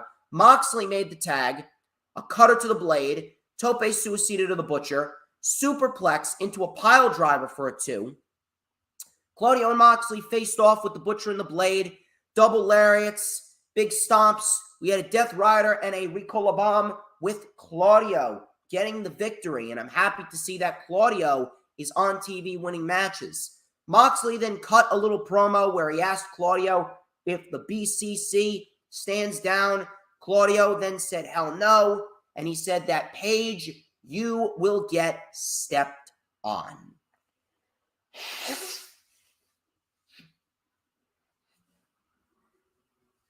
So obviously that was a little prelude to the match next week that is to come with Jon Moxley and Adam Page.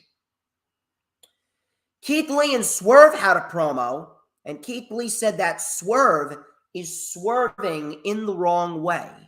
So it looks like we could very well see the seeds being planted, and after they lose their rematch to the Acclaimed, which I believe is probably going to be at Full Gear, they lose their rematch to the Acclaimed, I do believe that Swerve in Our Glory is done. I do believe Swerve in Our Glory is done. The Dark Order were in the back. They cut a promo, and it resulted in the return of Stu Grayson. Yes, Stu Grayson is fucking back. I love the fact that Stu Grayson is back. Give me Stu Grayson and Evil Uno versus the Acclaimed. Give me Stu Grayson and Evil Uno versus FTR. Give me Stu Grayson and Evil Uno back as a full-time tag team in AEW. I love that shit. Love it. The Jericho Appreciation Society. They came out. They hyped themselves up. Jericho looked very pleased. Matt Menard goes, you want to know what makes Daddy Magic's nipples hard? The fact that the Jericho Appreciation Society will be together forever. Anna Jay then introduced Garcia. The crowd was loving Garcia because he helped Chris Jericho, and Chris Jericho is a Canadian. Jericho then said, sports entertainers are superior, said Garcia. But I didn't want to believe it at first. I was being rebellious. But I will never be a pro wrestler. When Jericho hit me in the head with the Ring of Honor World title, he taught me how to win. Sports entertainers beat pro wrestlers every single time. My name is Daniel Garcia, and I am a sports entertainer. Jericho then said that he will continue to beat up every single ROH champion that's ever existed. All of a sudden, Dalton Castle and the boys came out. The crowd chanted hard for Dalton Castle. Castle then said that he used to be Ring of Honor World Champion. He called Jericho a very silly, naive little goose. And I broke my back for that championship, and I'm willing to break yours to give the people a champion that they can be proud of.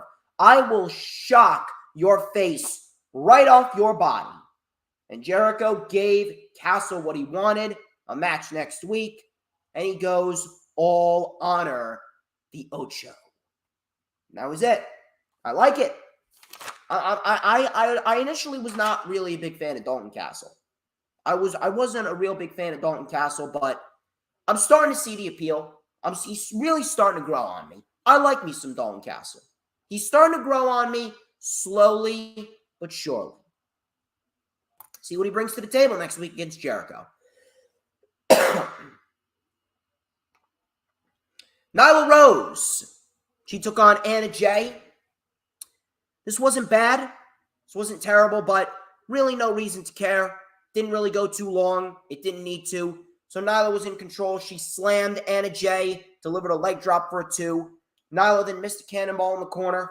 Coming back from commercial, Nyla was in control, but the diving knee drop missed. Anna Jay tried for a flipping neck breaker for a 2. Anna was then caught with a beast bomb, and that was pretty much it. Nyla beat Anna Jay in rather quick and convincing fashion before Jade Cargill and the baddies came out. Security then held them back. Jade then dropped them before Nyla and her crew ran off. Now, I don't mind a match. I don't mind a match between Nyla and Jade, but I mean, the storyline's fucking stupid. The storyline is fucking stupid. Why exactly is Nyla Rose stealing? This is Bruce Pritchard garbage. Why do we need a fucking title thievery storyline on AEW TV? Brody Lee already did this shit, and when Brody did it, it was actually entertaining. When Nyla's doing it, no, I'm sorry. Have Nyla in the ring beating the shit out of people. We do not need her stealing titles. Ethan Page and Isaiah Cassidy, they had a 3-minute match. Didn't really go long at all. And Ethan Page beat Isaiah Cassidy. And thus, by that logic, Page and the firm, they own Private Party and Matt Hardy's contracts to AEW. Cassidy came in with a tornado DDT and a springboard tornillo onto Page. Cassidy missed the swanton. Now, this was probably my favorite part of the entire match. Page, he had Isaiah Cassidy in a headlock, and he goes, "Oh yeah!" And if you guys do not know, that was the beginning lyrics to Matt Hardy's old theme song. You know, I can slap a tornado. But like before the lyrics they start, it goes, "Oh yeah, woo!" So Ethan Page, like a fucking prick, mocks Matt Hardy's old theme song, which I fucking laughed at. I thought that was fucking fantastic. More Ethan Page on TV. So Ethan Page mocks Matt Hardy's theme song, delivers a twist of fate, which was great. He hits the Ego's Edge, and Page owns Hardy and Private Party's contract. I'm not sure where this is going, but if you're asking me, it could result in a trios match, probably at Full Gear. We'll have to wait and see. FTR and Shawn Spears versus the Embassy. This was a fun little match here. Spears started it off. He brought back his Perfect 10 gimmick. I like me some Shawn Spears on TV. He took over. He toyed with Bishop Khan. We had the faces were in control. Coming back from commercial, Spears was actually isolated. Toa Leona delivered a brutal senton to Spears on the apron. Cage with a superplex to Spears into the ring for a 2. DDT by Spears, tag to Dax. He lit up Khan, spinebuster to Khan. Cage took over. Cage with a diving elbow drop for a 2. FTR then, they were out of it. Cage hit an F5 on Spears. FTR with a double sharpshooter on Cage and Khan. Spears then came in and put Prince Nana in a sharpshooter. Crowd popped big. Toa Leona broke it up. Uranagi on Dax. He was then sent into the steps, was Toa Leona. Cage got DDT'd on the floor. We had a heart attack on Khan by FTR, and then the C4 by Spears to win it. All of a sudden, the Kingdom, this is Matt Taven, Mike Bennett, and Maria Kanellis, they came out. She said that she is the first lady of professional wrestling. She said that those IWGP and Ring of Honor World Tag Team titles were ours first. Let me introduce you to the real top guys. Mike Bennett, Matt Taven, we are the Kingdom. The Embassy then attacked. All of a sudden, Warjo then came out to even the odds. So I'm guessing this is probably leading to some more Ring of Honor material manifesting into probably a Ring of Honor TV deal sooner rather than later. It could very well start as early next year. Could very well start as early next year. But I don't mind the Kingdom, like I said. But if you want to know where the value is in Maria being a backstage creative producer for the women's division for Ring of Honor when they start up their show and for AEW. That was it. That's all I got for you. Ladies and gentlemen, that wraps up this edition of the LFU. I hope you guys had a great time. Thank you very much for tuning into this video. Please do not forget to like, comment, subscribe. Check out all those links in the description.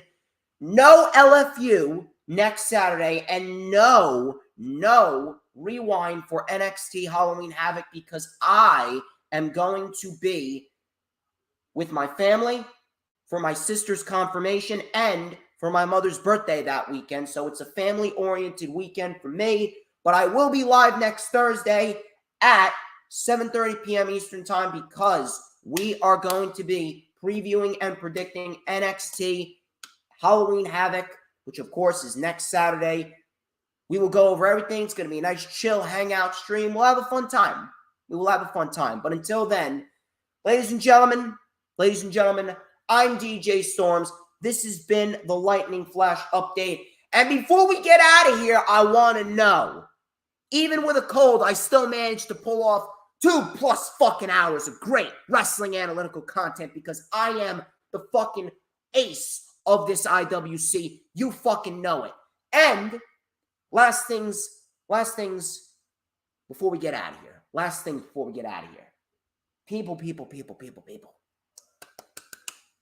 I want to know, people, who runs the IWC? Who runs it? Who runs the IWC? I want to know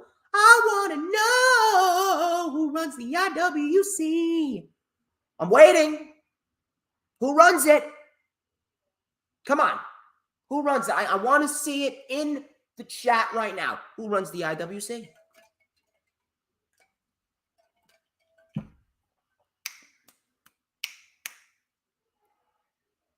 I'll tell ya who runs the IWC. Who? But DJ motherfucking Storms. Don't you forget it, people. I will catch you next Thursday.